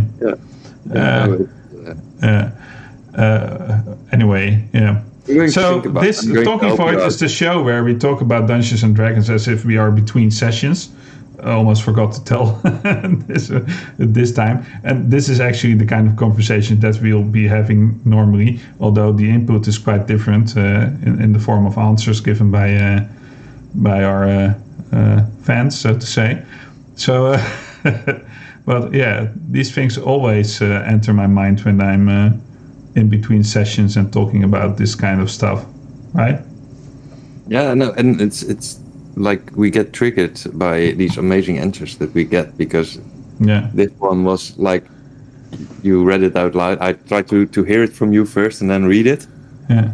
And immediately when the sentence ended, I was like, this brings back so many memories of these kind of moments where somebody is really like super serious, like, yeah, this is going to work out fine. And then afterwards it's like, no. Also, it can also be with naming, like that you get introduced to this like I'm not even going to go there because Roger is going to hate me. But we had this thing in another So you campaign. are going to go there? Yeah, I'm going to go there, but I'm not going to actually say the name because it's like... I remember. Yeah, it's like the biggest diggest thing. Yeah, right? and or the Incontinentia buttocks Life Brian kind of thing. And then you have these characters who are supposed to be epic characters who will always have that taint to their name because there's this funny name dropping by someone who just ruins it. So I know you. Yesterday, so again, right. Oh, okay. Oh man, that's so bad. And this one I can do because he's gonna hate me anyway. But there's a character which is formerly known as One, like the number, but at some point it came out with a little bit of extra breath, and then we were all like, Juan, Juan. And that went wrong really fast. Juan's a nice Juan. Yeah. Oh, that's so cool. Yeah, exactly. I know you don't follow Critical Role and stuff, but they have this Exandria Unlimited series that has been running. It's finished now, but I think it was in the second or third episode that they went to this eruption from kind of underground volcano that just was there, and they went up that hill and they came to this hole in the ground that spew ash. So that was the ash hole. And that kind of ruined it. Yeah. And at the same time, it was a great running gag. It's what happens at the table, you know. So I really laugh. They were so serious about it for like 8 episodes or something. Oh man, so cool. I can also imagine the other side of these stories, that you really, especially as a dungeon master, you want your players to have fun, and you want your adventure to be epic, and you want the players to have these wow moments. So sometimes you're really seriously into making the game great, and then you think you found something amazing or something which will work out really well, like Goliath with double swords and extra damage and allowing that for a little bit of armor, and then he's just slugging through everything and you're trying to hit him, but you never get the chance because you're dead before you can try, and then the whole party is going to be like, balanced. Well, actually, I think that in 5th edition, that's the funny part about this, although I think that the main problem is that you also get great weapon fighting, which increases the damage somewhat, but you maybe deal 4 more damage than if you were fighting with single-handed weapons. So it's not that much, actually. But I think that the Goliath, because it's bigger. No, that's why he did it, I think. But like a 2-handed weapon is 2d6 and compared to 1d8, which has an average of 7 instead of 5. So and the strength multiplier gets added only once, so it's +4 depending on. It doesn't matter what weapon that is. And third, it would have become really exorbitant, but this wasn't third. This was 5th, which I got from the comments. So, but still, I think it's actually not that imbalanced. And I'm, but maybe it is because if we're talking about this anyway, like I said, I like fifth, and I don't know if it's random chance or something, but I don't believe in armor class in fifth at all. I think it does not work, and it probably does, like if you would calculate it and stuff, but I have 1/5 kind of campaign where I have these options with my character of how to build him and stuff before battles, and one is armor class mode, and then I can reach an armor class from up to 20 or 21 or something, I think, if I really buff it to the max. But I'm not putting any fault in armor class anymore, because like the last 10 battles that we had, I had that extra armor class, and I was hit, and I was hit, and I was hit, or I was missed on like a 14 or 13 or 8, and never that you're even in the range. And then I decided to take another build of doing more damage and having less armor class, and I've been keeping tabs in my head, like, was I ever going to be missed if I had the other 3? And so far, like 7 battles in, not once have I missed my armor class, have I had the feeling like, it's armor class 18, it's a hit now, but it would not have been a hit if. So I think that having less armor class in fifth is really not a way to balance things. No, but the thing, I understand, but I think that it didn't even need to be balanced. That's what I'm saying. You could just have kept the AC the same, because the bonus that has been given by making it 2 two-handed weapons is not that great. It's just cool. I agree, that's cool. Yeah. And I also actually, but that's my preference, things do not always have to be balanced. That's also true, yeah. Because sometimes if it's epic, then what's the problem?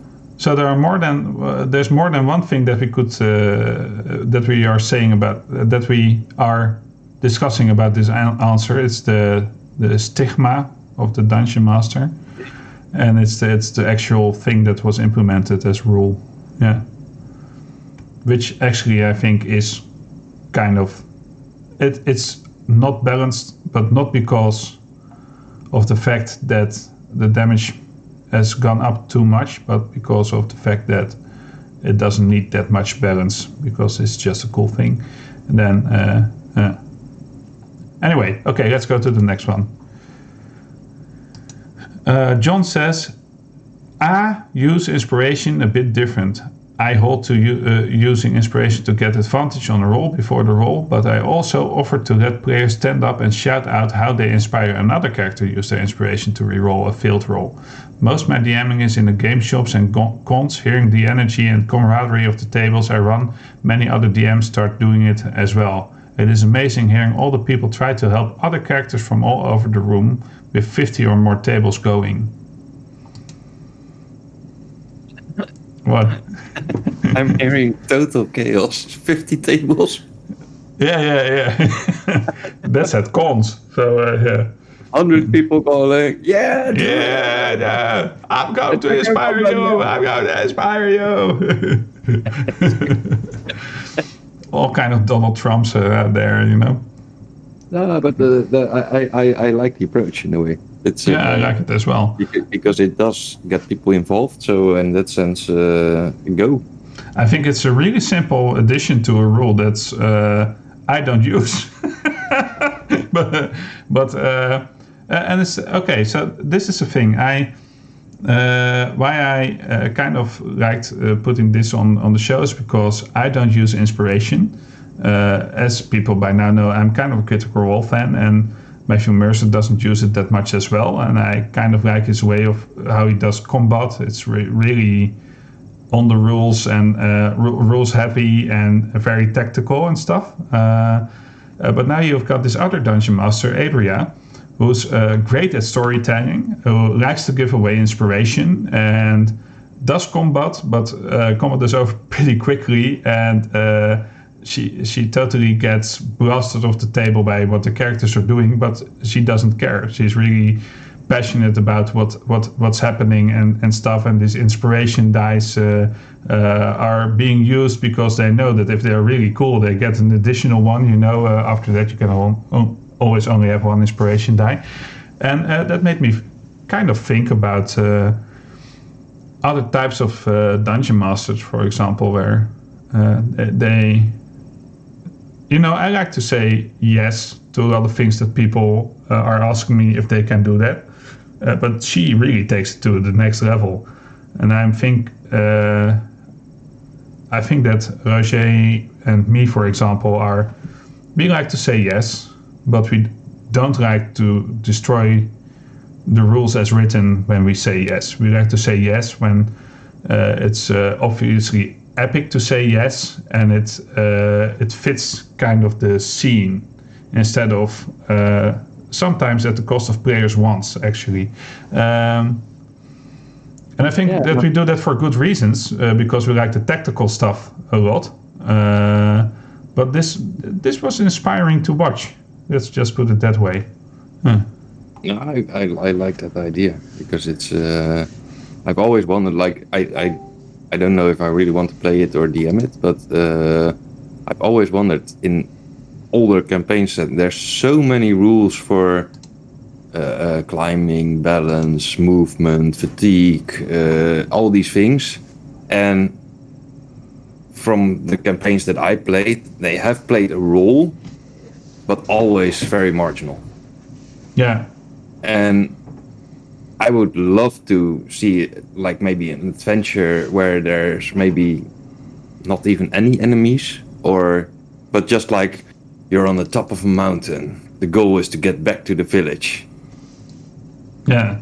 There's a lot of ways to die without having any encounter. Yeah, that's true. And you could D&D that pretty well, a rock climbers party or something like that. And I've always wondered, like, how would that play, and would it be fun or interesting or something? And when you're telling it like this, where the combats are actually maybe a little bit less important for the whole campaign, I could imagine other things being more important. Yeah. What I actually like about how she does it is that I think she's a very good dungeon master, but what she also does is making up rules for a certain thing, and then the rules don't actually work that well, but it doesn't matter because the whole thing is cool, and they are discovering it together of how they can implement it, or where the things that are going wrong, you can kind of mend them, or I think that's actually pretty cool. And I've now been a player with a new dungeon master for a while, and I see him kind of struggle at times how to handle stuff, and I really like how open he is about it when he does this. He really doesn't care that he knows the rules perfectly, and invents new things on the spot to accompany his storytelling, and I think he has a sense of what he wants to do, but he doesn't really know how to balance it yet, and if it really makes sense in the environment, that it's all those kinds of things. But it doesn't matter because it's supporting his storytelling. Eye-opening kind of things in such simple, in a simple shift of focus. Yeah, it's a little bit off topic, but because the main point I think for John is to have good interaction between Dungeon Master and players by allowing rules which shape interaction, like giving boons or giving extra opportunities if you work together, or if you don't only think about your own character, but be involved with other characters, because it will be rewarding to do it. Yeah, And I really like that. And what the off-topic thing was that when we're talking about Dungeon Master, different styles, stuff like that, I think you should do a talking void about that. But, talking Jasper's rap? No. Talking void? Like as a topic.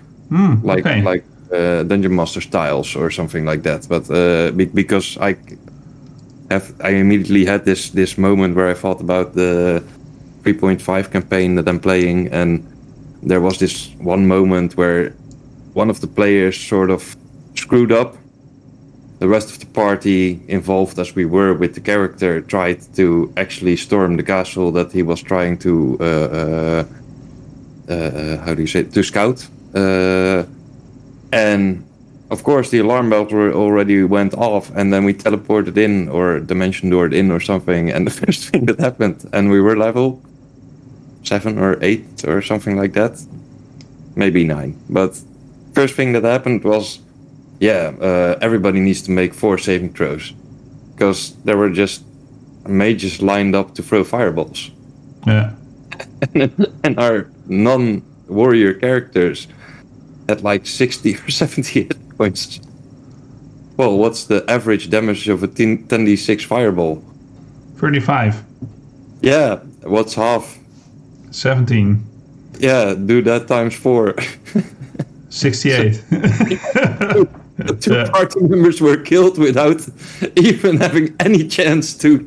Yeah. And it was like one of the characters said, "Yeah, I have 60 hit points. So what did you expect?" You know, and I made my saves. Well, I'm pretty bad at the save, but of course I'm dead.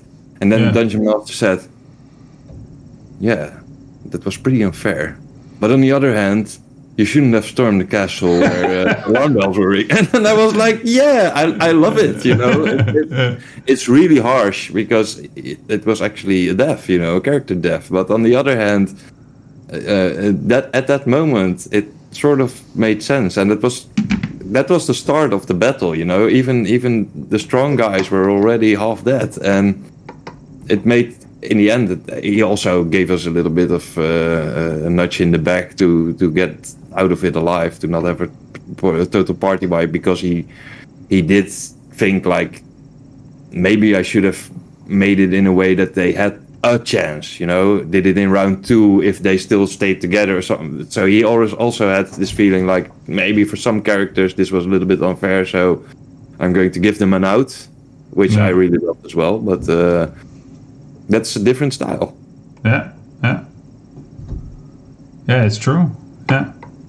We were shocked. It's like he's always been harsh on us, but this was like, seriously, and now we have to fight 200 pretty strong characters. How are we going to do this? You know? Yeah. Get away! Run away, little boy! Run away! Yeah, but the one that would get us away just died. You know, so that was a problem. Yeah, but it's still like I will never forget that session. Yeah. So, but I think you could do an entire episode about it. Yeah, maybe I would. I will. Yeah, maybe do it with Rocher. Yeah, maybe even or Michel or Erik or you. Depends on the week. Yeah, well, Erik is exploring different ways of being a dungeon master at the moment, so I really like that. Yeah. I've changed a lot as a dungeon master through the years. I was a really hardcore dungeon master at the start, and I was going to say you've become a little bit softer. I've become a lot softer, a lot. But not when it concerns trauma. There I've become harder over the years, but when it comes to interpreting rules and stuff, and I just love trauma. You know? Okay, fair enough. Yeah.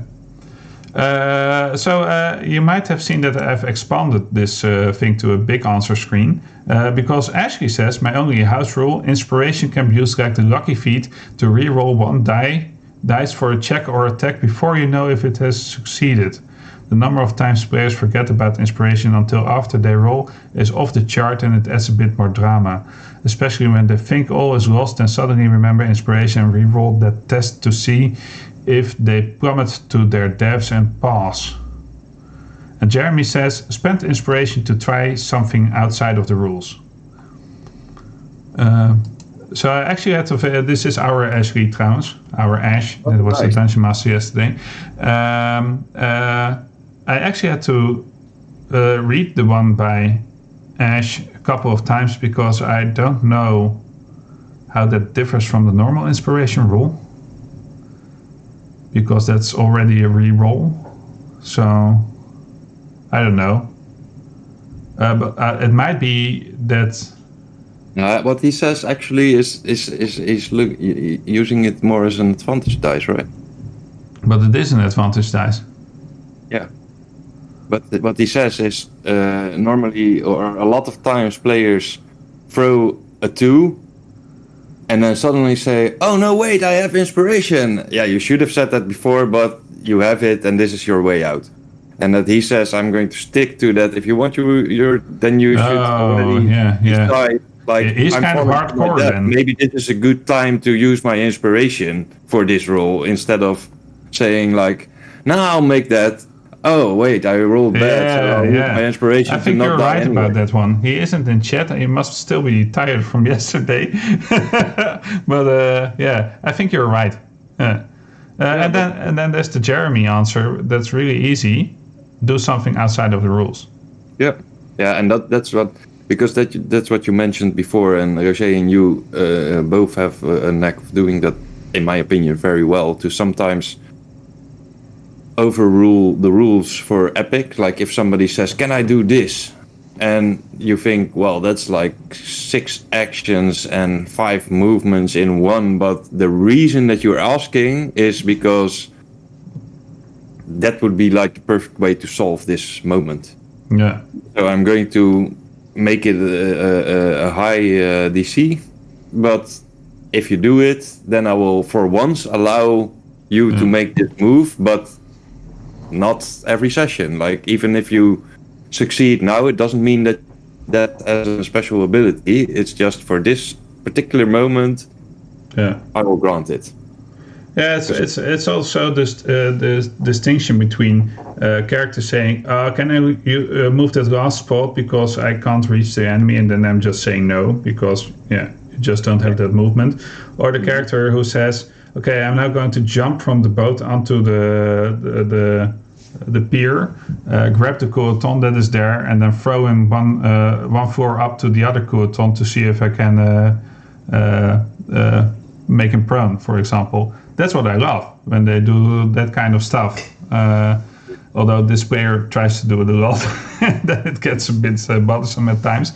But the visual of that, it also kind of fits within the rules, but it's also the visual, this Goliath of a creature that just does this. Really, I like that to award such behavior. Yeah. I had it not so well. It was long ago. I got the epic win for it. I think that we have epic wins and epic fails as like a leaflet that you get if you do something incredibly cool or incredibly stupid. Yeah. And like we have secondary characters in that campaign, and I was playing my secondary character, and she was like really hurt, but also apprehended the suspect that we really needed to interrogate. So I said, I'm just going to bring that suspect into custody now. So I'm going to leave the battlefield because, one, I'm hurt and I need to not die now, and B, I need to secure this prisoner while the rest is keeping off the other guys and the other dangers. And effectively ending my role in the battle, in a way. But my other character, my main character, was the pilot at that moment. He was actually flying other party members around to get them in the right spot at the right time. And in advance, we decided like, but then you cannot play your main character because it will be unbalanced and also not nice for other players if you get to play 2 characters and stuff like that. And we were a little bit in a pinch. The battle wasn't going so well. So one of our characters leaving was not really looking good for us. And then Roger said, well, maybe for this one time, I'll allow your main character to enter the battle now, because your other character isn't playing anymore, and you could really, really use the help, you know? And then I said, okay, then this is how I'm going to do it. I pull open the shuttle door, and I use my non-human power that I talked about earlier to fortify my body, and then I just jump down and, like a Superman, punch the guy that's threatening us in the face. And then he was like, so you're moving from a space shuttle, you're going to jump out to try to... that's going to be really, really, really hard. And I need to make 3 DCs, high DCs. And then I used everything that I had on inspiration and luck and stuff to make those DCs. And I actually pulled it off. And I also wrote pretty well. So it worked. Yeah, that's cool. Like, yeah, and that was like in actual 1 round actions, it could never have happened, I think. But just for the entrance of the battle and to have that character, it was really, really cool. Yeah, that's cool, man. That's just cool. Yeah. And it's not like I'm going to jump out of flying shuttles every like, I'm not going to say like, yeah, I use my character with my shuttle to enter the battle because then I could do my extra power punch. No, I know that I probably should have died from that move, so I'm never going to do it again. But at that moment, it seemed like the only possible option. Yeah, so that was cool. Yeah, that was definitely cool. But didn't you say earlier that you resist that alien presence in your body? Try to, but yeah, but unless it's convenient, then. No, unless it's if my life gets threatened and I can avoid death by using that power, yes, I will use the power. Okay.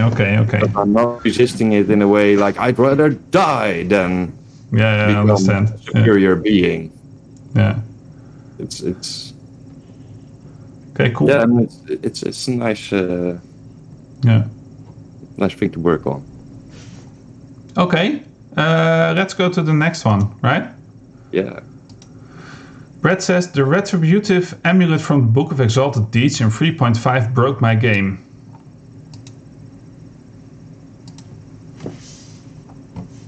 What do you have to say about that? I want to read it again because you said it so fast that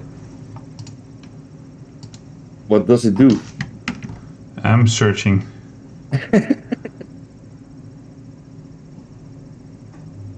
Researching right now. Yeah.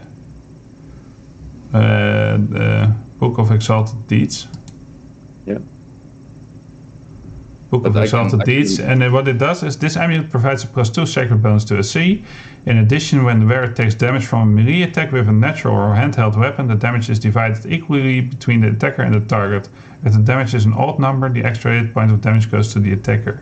The retributive amulet deals the same type of wounds upon the attacker that the wearer receives, but only damage to hit points. For example, a rogue who uses a poison dagger to stab the amulet's wearer would receive an identical gash in the same spot as the wearer, but would not suffer ability loss from the weapon's poison. Yeah, I can. Depending on what kind of game you play, I can really see that breaking your game. Yeah, if you have regeneration on, you will always have this this active because that's super good, of course. Yeah. Yeah, and also like if you encounter a lot, because it only works on natural attacks and weapon attacks, right? Yeah. Yeah, so only, but it's. I mean, if that's a way that you like to play. Yeah, this is 3.5 edition. Yeah. So this damage from handheld weapons is so extremely high at a certain point. Yeah. No, exactly, but like make 4 DCs for a 10d6 fireball will still work. Yeah. So there's options around it, but if your world does not have a lot of magic, does not have a lot of counters for that particular, then it can break your game. Yeah. Because somebody can be so unkillable versus the rest of the party that it's not fun anymore. Yeah. Yeah, this is kind of, I think it's kind of triple negative for the enemy, because at first he deals only half damage to you, so he doesn't get through your hit points. He does half damage to himself, which is damage above the damage that he would normally get on his turn anyway. So any boost in health that he would gain is negated, for example, and you would get him around earlier to the point where he dies. So he gets less actions. It's really negative, a really negative effect for your opponent. Yeah, but I know what you would do. I would strip it. And you're not even by saying, I think this item is too powerful, so I don't think... No, you would just send someone casting 10 disjunctions on it until it works. No, I wouldn't do it that way. I would make a creature that has kind of the same features, or and then confront the party with the total badassery that it does to the party, and make them make it confrontational, so to say. I think that's what I would like to do. I once read this. If the party doesn't get the hint, then you would disjunction it anyway. Yeah.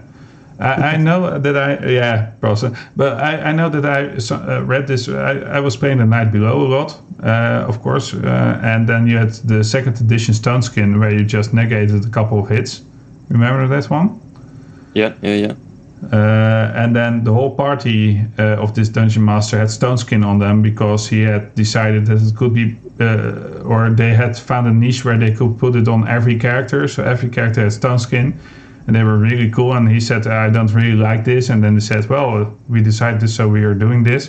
And then he gave Stone Skin to every enemy.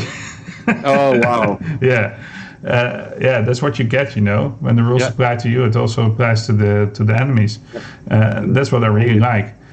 We have this housebrew rule in one of my campaigns where, homebrew rule, where when you score a critical, you deal the maximum points of damage of your dice and then roll an additional die.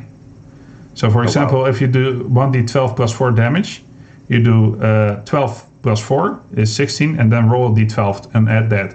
So instead of doubling, you get the maximum and then an extra die, so to say. And you did that for every die. So you can always have like an extra. Yeah, you are at 3/4 of your... maximum at most times. You have those moments where you throw a 1 on your critical and you're like doing 17 damage every round, and with your critical 5. Yeah, like that.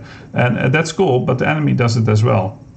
And that's... Yeah, but that's what I learned with both you and Roger in my early campaigning, that always when there was discussion about this might be a good idea, what do you guys think about allowing this, that at first I was always thinking from my own perspective, wow, if that is allowed then I can do this and that, and then always I found out but then the enemies can do it too. So now I'm more often like, let me think about that. Roger and exactly. Roger and myself have a really good grasp on any type of rule set, really, when we start analyzing. So we know what the consequences will be and how hard this can be. And I think that always when you put us for a choice like that for us, after playing so many times with you guys, it has become clear that you always need to think, like, don't only think about what it brings your character, but also think what it might bring another character who might have more advantage from it because it's another class, or and do you want that? So, Nick says, I made an item called Gloves of Attack Storing. You double the number of attacks in your action, but you make all attacks with disadvantage. Forgot that my brother is playing Barbarian, so he just reckless attacks. It's pretty lit. It's an example of an item again that kind of breaks the game. It breaks? Well, this one is quite powerful in the wrong hands, so to say.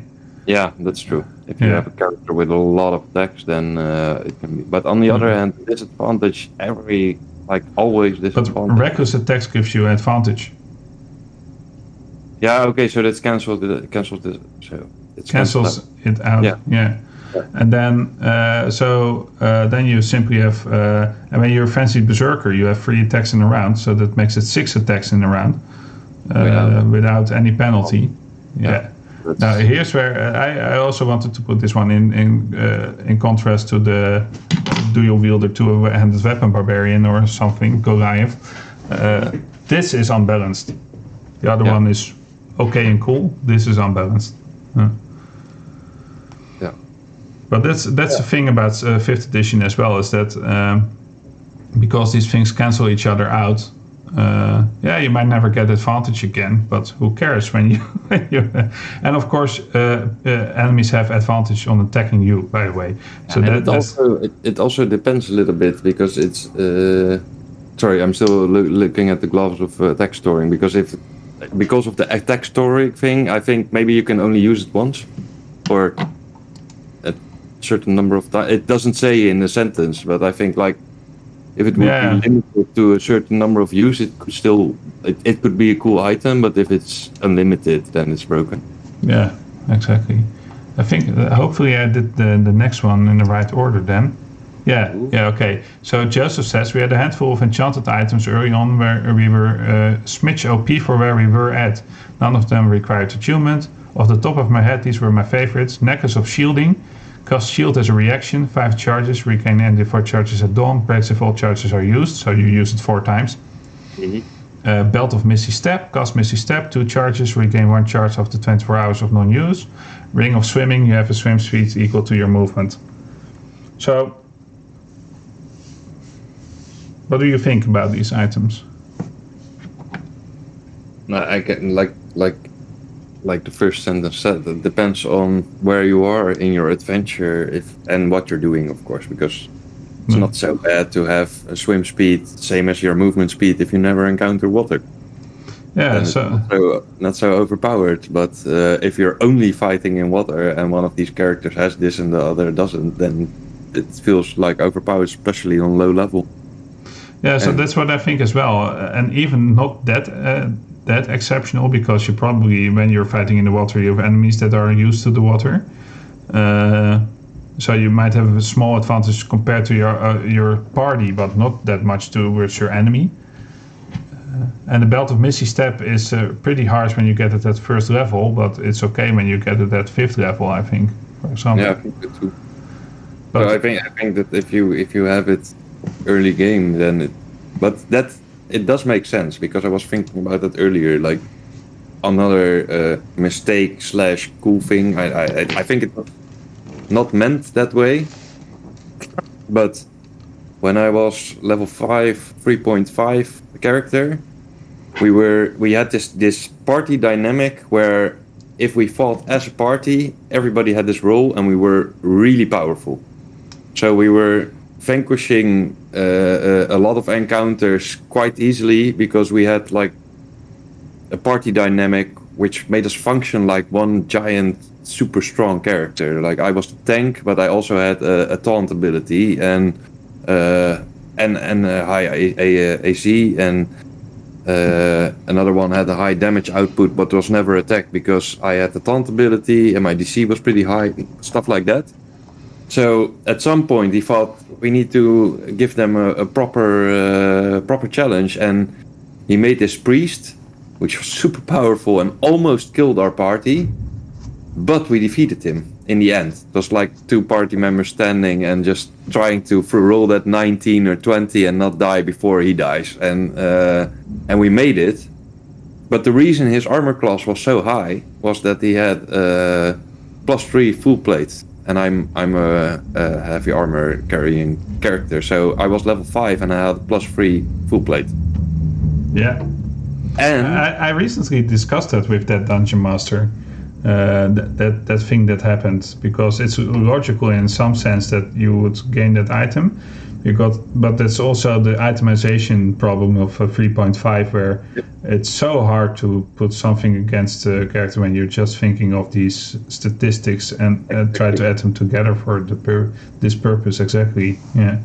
And it was in a way it was cool because the character that we fought again was that. Okay, I need to add this.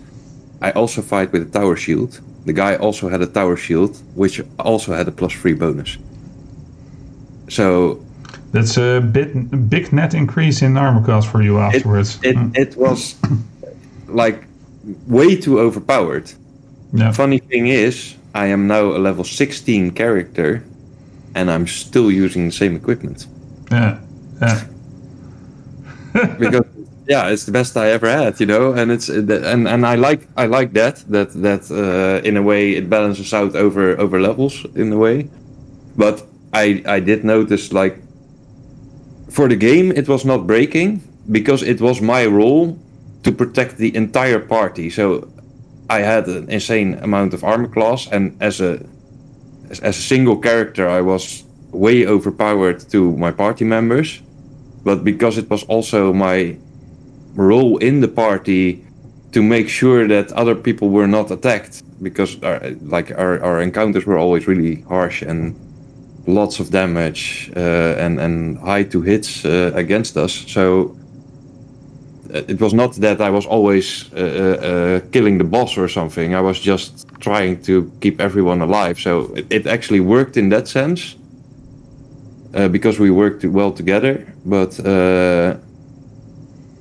in a way, if you would put it individually, that was way overpowered. But for us functioning as a party, it was actually a pretty nice game maker instead of breaker. Yeah, I can imagine. Yeah. What did I want to say about that? I understand. Yeah, no, I don't want to say anything more about that. You talked with him about that, and like the problems in 3.5 and why I love 5th edition for that problem. You're saying armor class doesn't really matter in 5th edition. That's true up to a certain degree. Although when you start doing the calculus and you get to this kind of normal maximum of a plus 14 to attack at level 17, I think.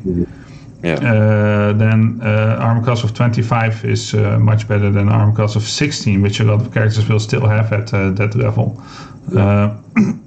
So there is something to say about armor class, but the fact that the farmer can still hit you is the most important thing that's still happening there, I think. So we were, in that kind of sense, we were talking about that treasure that he gave to you. The most OP magical item here is the necklace of shielding, by the way. Because being able to use 4 reaction spells without having to spend a spell slot, which you can do every turn and still do your normal turn on your turn, is very powerful. It's super powerful. You saw me doing it, casting shield 3 times last session. I was tanking this monstrous creature as a wizard. Altreef did it as well, by the way, during the encounter on the world that fell away, so to say.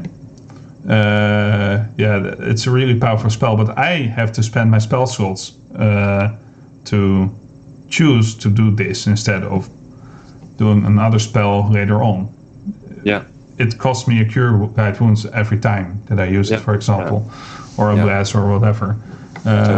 That's 3 or 4 times on level 2, then it's unbalanced. That's unbalanced. That's very unbalanced. It's way too good. Maybe even on higher levels, but probably it's on higher levels it's unbalanced as well. Unless you are never in the front, you will never use it. But that's circumstantial. And it also depends on what the other characters in the party carry and use. So before we are going to make this the longest episode yet, let's go to the next one. we tend to talk a lot. But it's like there's always these, especially with the answer screens, there's always these moments where I get triggered to memories because of the answers that other people give. Like, I recognize this, or I can imagine that because, and then my head drills and. So Andrea says, before we go into another subworld, I was smart enough to have thought of that rule. A number of times per session equal to your PC's intelligence modifier, you can declare that you bought one piece of mundane gear that would be helpful in the current situation, but which is not currently on your sheet. Or that you can infer one fact about the current situation, fact determined by the DM, that would help the party get where it needs to be. Love this. Love it, yeah. Absolutely love it. Yeah.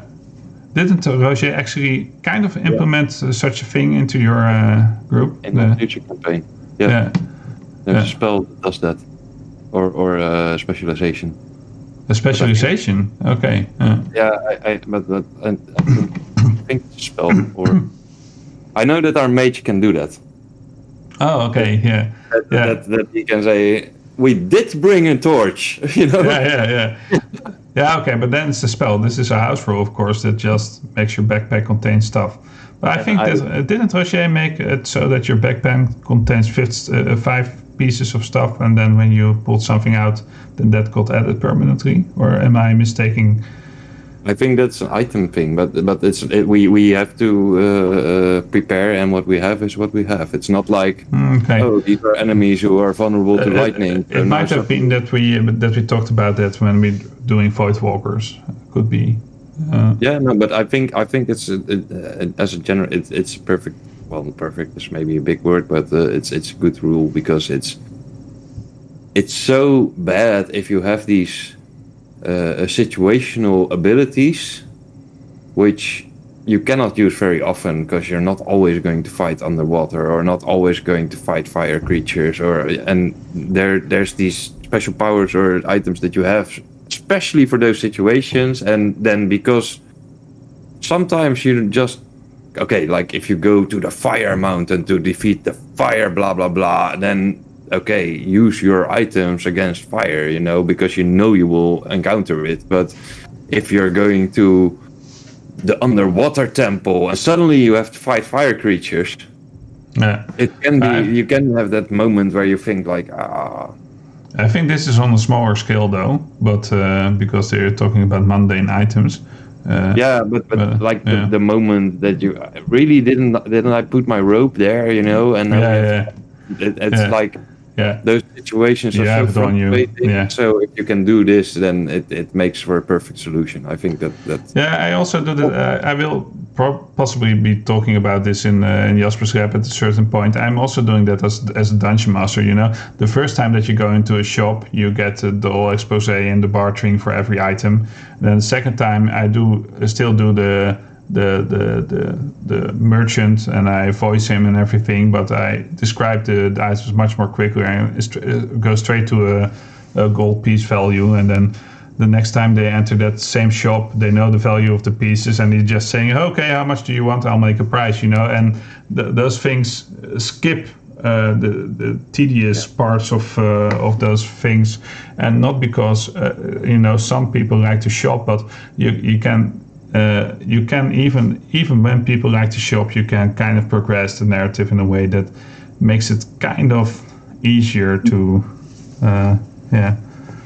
and it's like sometimes I think that maybe not all D&D parties have that, because there are some really serious things going on, but there's these sessions where you're all laughing a lot because it's also nice to see your friends, and maybe you had like 15 minutes before the game that you were talking about something that happened last week or something, and you're in a good mood, and then because of this good mood you overlook something, and then if you like at a certain moment in the game you really need to overcome something simple, like we need to have a lantern here.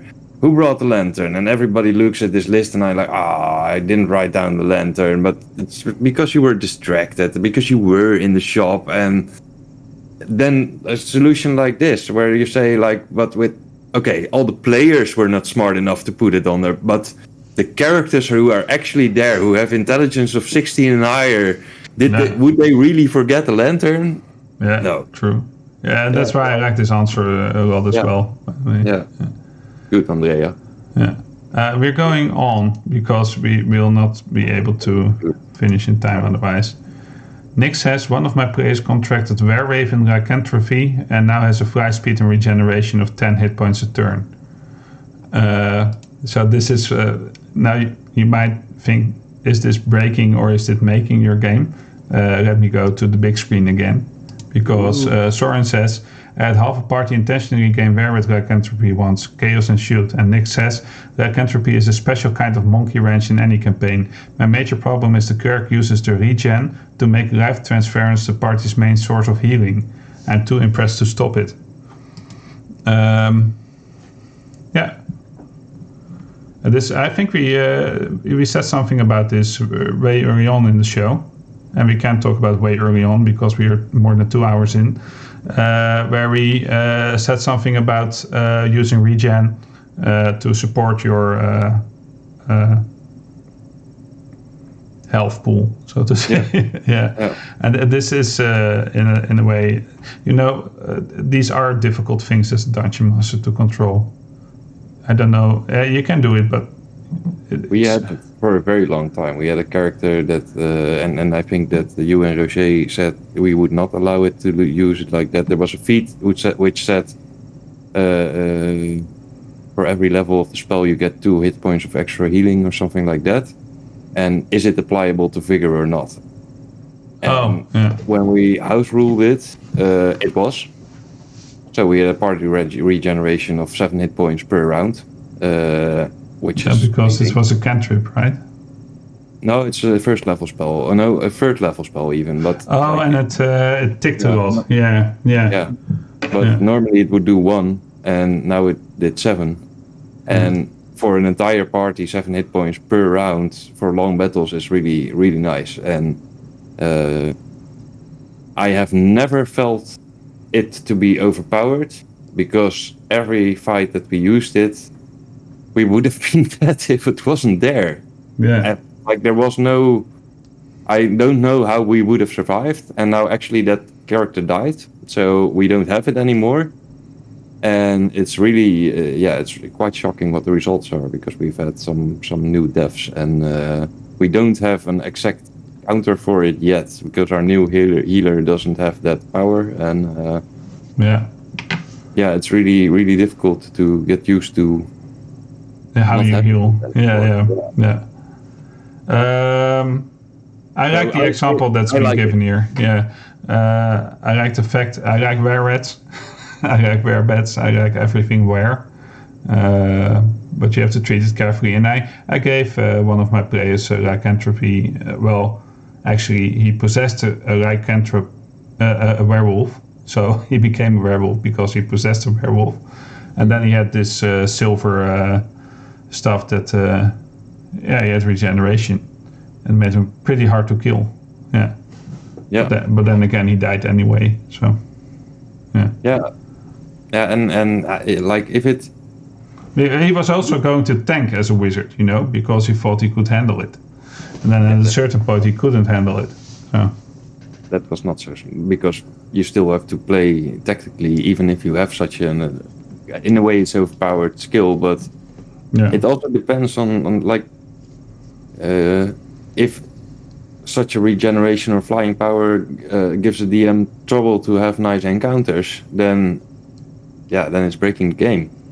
Because it's like if DM also needs to have fun, and DM also needs to have that feeling of I gave them a fight for their lives, and I have always had that feeling, even with the regeneration going on. Like, if we would not have had that, then we would have died. Because we had it, we had a chance. Not because we had it, we would ultimately win. Yeah. And it gave for because I remember once telling you or Roger that we had this battle which was going on for 35 rounds or something, because every time we were almost dead, we had that little bit of regeneration to pull us out of the slope, and then a little bit of healing spells to not die. And you were really looking at me like, how did you have a battle of 35? That's a lot of rounds. And that kind of thing happens because of this. Yeah, it does. Yeah. I think the longest fight I ever had was like 22 to 23 rounds or something. Yeah. That was a long fight. those are long, but they're cool. I love it. Yeah, I They're love it long as well. fights. It's But I haven't had them in 5th edition yet because that's really bursty. It really is.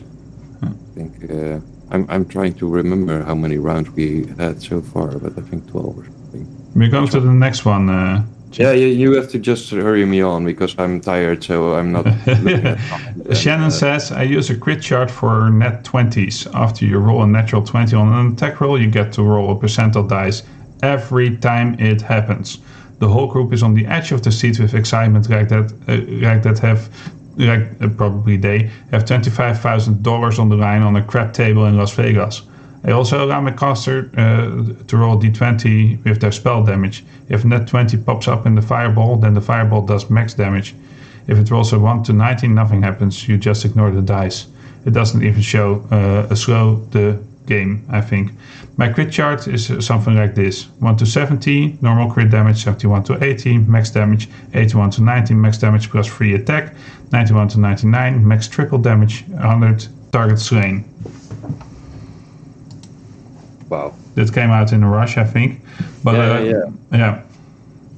Amazing. So 2 things: a spell can crit and do max damage, and physical attacks have a chart for which they can expand on their damage dealt in a way. The rose chance is already good, but when you roll high on the D100, it gets even better. Yeah, it reminds me a lot about the crit abilities that we used to have in our old campaign, and I love that system. I love the system for extra rewards on crit, or just having these self-made extras, which are maybe breaking the game or but also making it, because it adds an extra layer, and also gives the dungeon master some leeway to get monsters on the table or villains on the table who also have special ability which would normally be overpowered or not allowed. And And I know those crits, of course, and I recently talked about Roger about that as well, because he would not do it again that way, I think, because they were really adding to each other in extreme ways. For example, I could make, at a certain point, let me think, 10 attacks in a round, and then every attack would have a to hit armor class 0 of -9, I think. So plus 29 to hit, so to say. And I would deal 1d8 or 1d6 plus 39 damage on every hit. And I would hit almost all of my attacks. So as a 2nd edition character, which is way too extreme, I would possibly deal around... I can't... 400 damage, yeah. Yeah. That's extreme. I think you even had more attacks, but... No, I think I had 2 and then... Yeah, at some point with haste and double... Yeah, haste was one of my kit features, so... Yeah. I think I had... you're right, I had 5 in 2, I think. So it was 3-3. So it was one round I had 12 attacks, and the other round I had 8 attacks. I think that's how it went. Yeah, and it was amazing. Yeah. We had a lot of jokes about that one, where I would first attack a lot of bunnies to get up my crits. And then I would go into the combat. Never did that, but it would have been pretty funny to kill a lot of bunnies just to get those bonuses running. Yeah, especially in endgame, it was essential, all these crit abilities. Yeah. I think we had the longest combat that ever went on was in Roger's campaign there, where I think we went on for about 90 rounds in Arcagor's castle. Oh yeah. Yeah, that went on and on and on. Yeah, that was a really long battle, that's true. Yeah.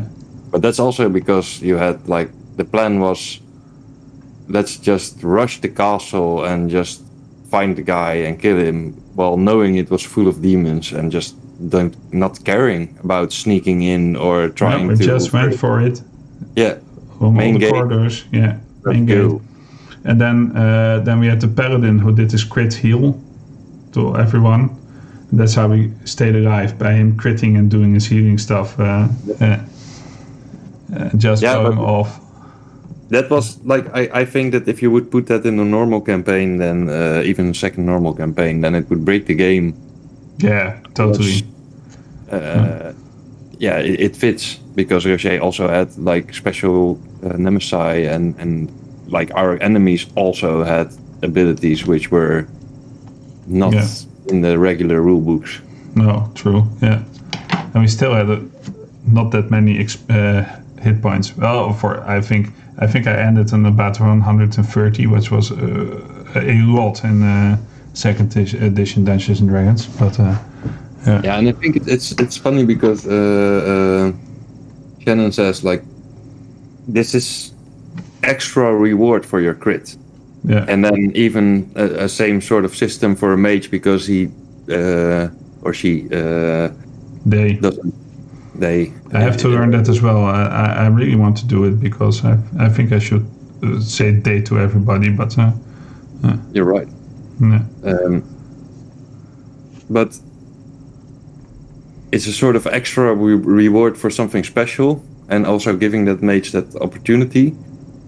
But I really remember that you guys had those crit ability, and then we were a separate party which later joined your party, and we said like, are we ever going to have special abilities like that too, because that's nice. And then I was always the one complaining, because I started that campaign rolling so bad for like levels and levels and levels. I said, if you're going to give me crit abilities, then I'm never going to use anything special, because I never roll crits. You know, I roll critical failures, but never crits. And we got a different system with the limit breaks, that after we got a certain amount of damage, we could use a special ability.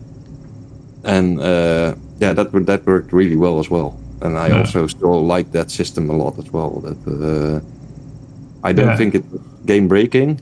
But it worked because of how Roger did his encounters, where you would get damaged, because otherwise you would have had a problem with limit breaks, right? Yeah, no, definitely. Then we wouldn't. But on the other hand, like, if you're going to go into a fight, then you expect to get damage, and if you don't, then you're going to win anyway. But you know, it would, if damage would have gone slow on the Reavers while you were fighting with the Chosen, and we were doing our crits every turn and stuff, then it wouldn't have been fun to have your limit breaks if you never got that chance to get there. So so damage was a thing that needed to be. Yeah. And I know some of our players would rather have had the critical break kind of things, but that I also think that would work. I call it limit breaks because it worked the same in the Final Fantasy game, but it's a sort of sure way to have your special ability. Yeah, sort of. Yeah, because there have been fights with you guys where like the ones who have a lot of attacks, sooner or later they would throw a crit, and then they would get more attacks, by which increasing their chance to throw more crits. No. But we also, like your wizard almost never got to use his abilities, because he needed to throw a 20 on one spell or maybe two spells around. Yeah. So Roger is in chat right now, and he said that was a matter of win more versus tide turners, with crit abilities being win more. Yeah, but both kind of necessary at the same time, you know? Yeah, because the limit break abilities were like already ultimate abilities, where some of your crit abilities were relatively harmless. Yeah. Like your ultimate crit abilities were definitely super overpowered, like you cannot die and stuff like that. But that's a cool one. Yeah. How many hit points are you? Minus 700. Okay. Then we should start restoring you or something. Yeah, I like them as well, but what I was saying, so that's a compliment to Roger actually, that he got us down on hit points, so that these limit breaks would actually trigger. Yeah. Well, your guys were fighting gods and godlike beings with around 3,000 to 5,000 hit points. Yeah, of course we were. But this is the sharp contrast. So, because I did the night below, and one of my most memorable fights was against the pit fiend with a party of like 12 to 13th level characters, and that pit fiend had like 75 hit points, and they nearly died as a party. So there was this big contrast between our two dungeon master styles, okay, they didn't have critical abilities, but they did have belts of giant strength and stuff, and did a lot of damage and hit easily. And still, that Batezo pit fiend survived to nearly decimate them. I thought that was always a pretty interesting. Yeah, 75. Yeah, it was a really strange contrast between those campaigns. Yeah, and he wasn't alone. Okay. There was a couple, but not that many as well. He did set the room on fire, and there were the succubi, and he could do a wish spell and stuff. So there were a lot of things going for him. But the funny thing is that if they would have thrown the warhammer twice and made a very good hit, he would have died. But he didn't.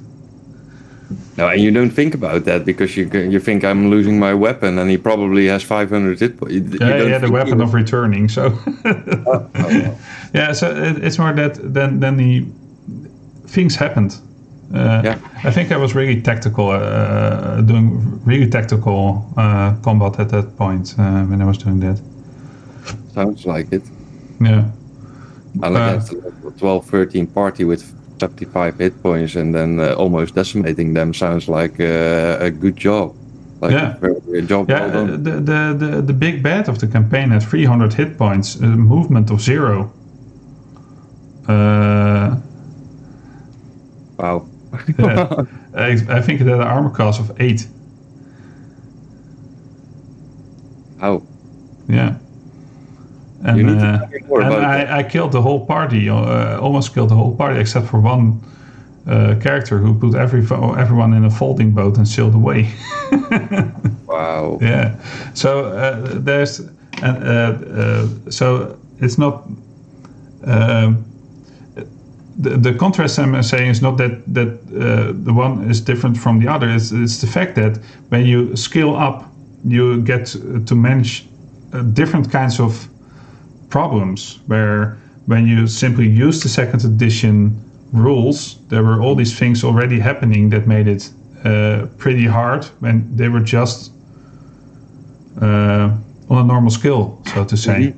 Without any addition. Without any addition, and still those items that were kind of breaking the rules, like these belts of storm giant strength and stuff.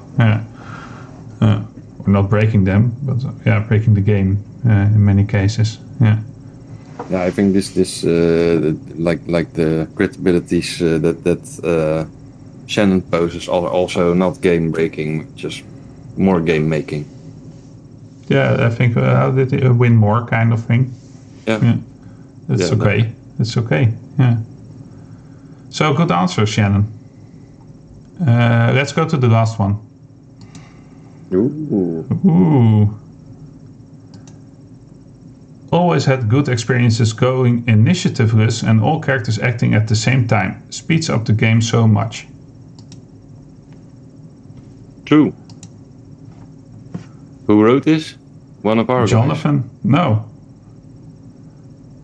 Because it's we use that system in the future campaign with space battles. No initiative. Well, I'm order. saying that, but we did change it a little bit so that there is some.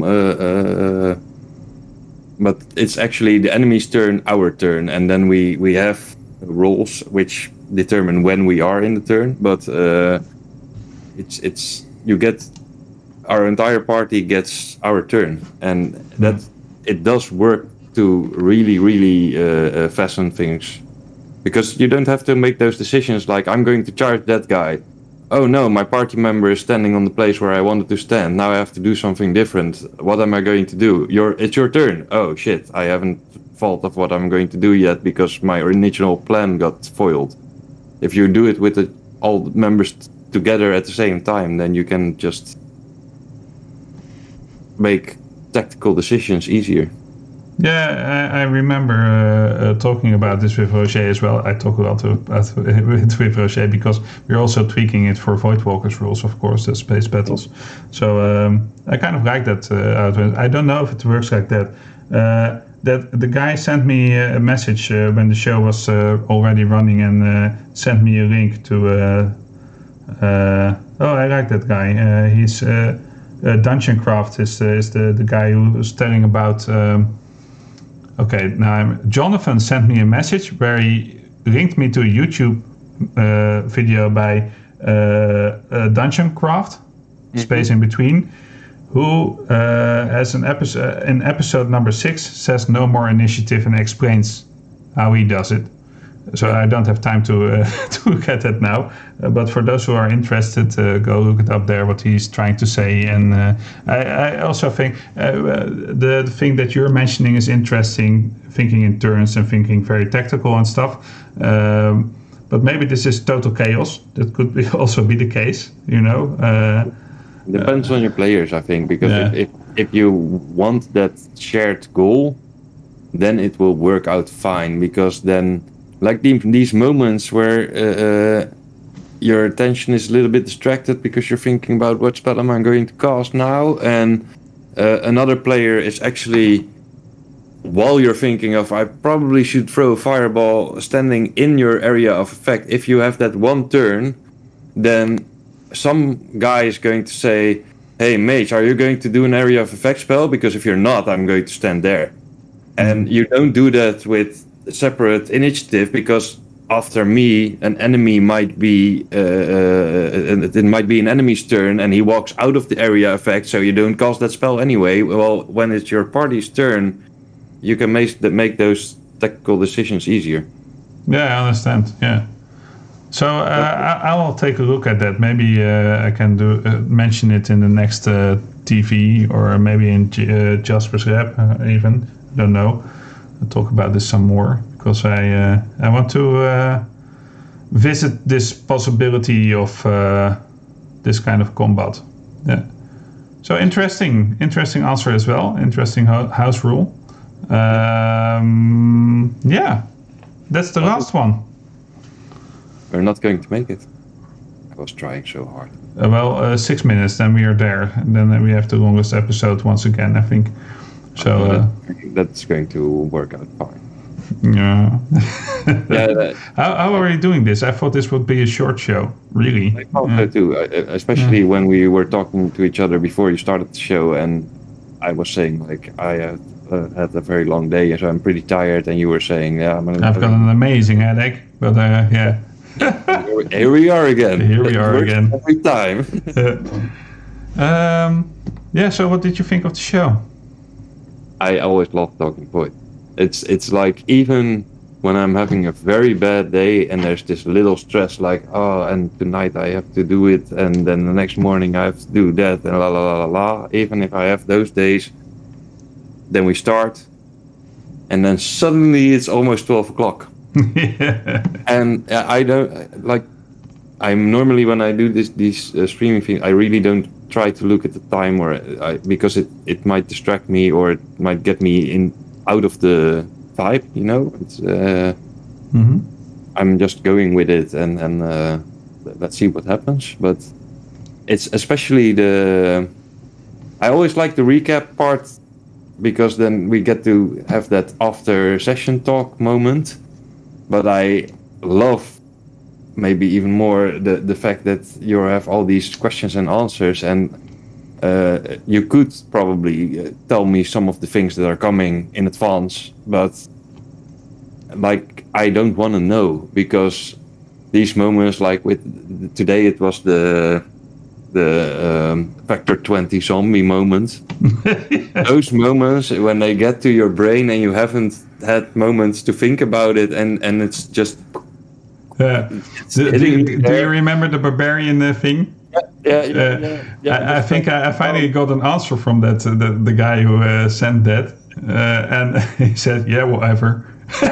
But that was so typical. I had to laugh again in front of my computer. Imagine, yeah. No, but I really need. When I was laughing about it, I was thinking about that. I was thinking about every time you have this answer which stacks in my head, and then it builds. You know, first you have this general concept, and then you're thinking about all the consequences and all the and then it's just too much, and in a good way. Yeah, in a very good way. Yeah. So I always love that. Yeah. Well, and I always enjoy myself with you as well. We had quite a reasonably silent chat this evening, but that's okay as well. Some remarks at some points, which is okay. I hope you enjoyed the show, chat. It's a late evening again, of course, so I can imagine that not everybody is here again. Still here? Okay. Nice. Well, did you enjoy it? Yeah, you enjoyed it. Okay. You're faster than me in that regard. Thanks all for watching. Or did you want to add something? Yeah, thank you for hosting and making it work again this evening, even though we were maybe not as prepared as we used to be. But try to remember the ideas for other talking voids. Oh yeah, man! I totally forgot to put.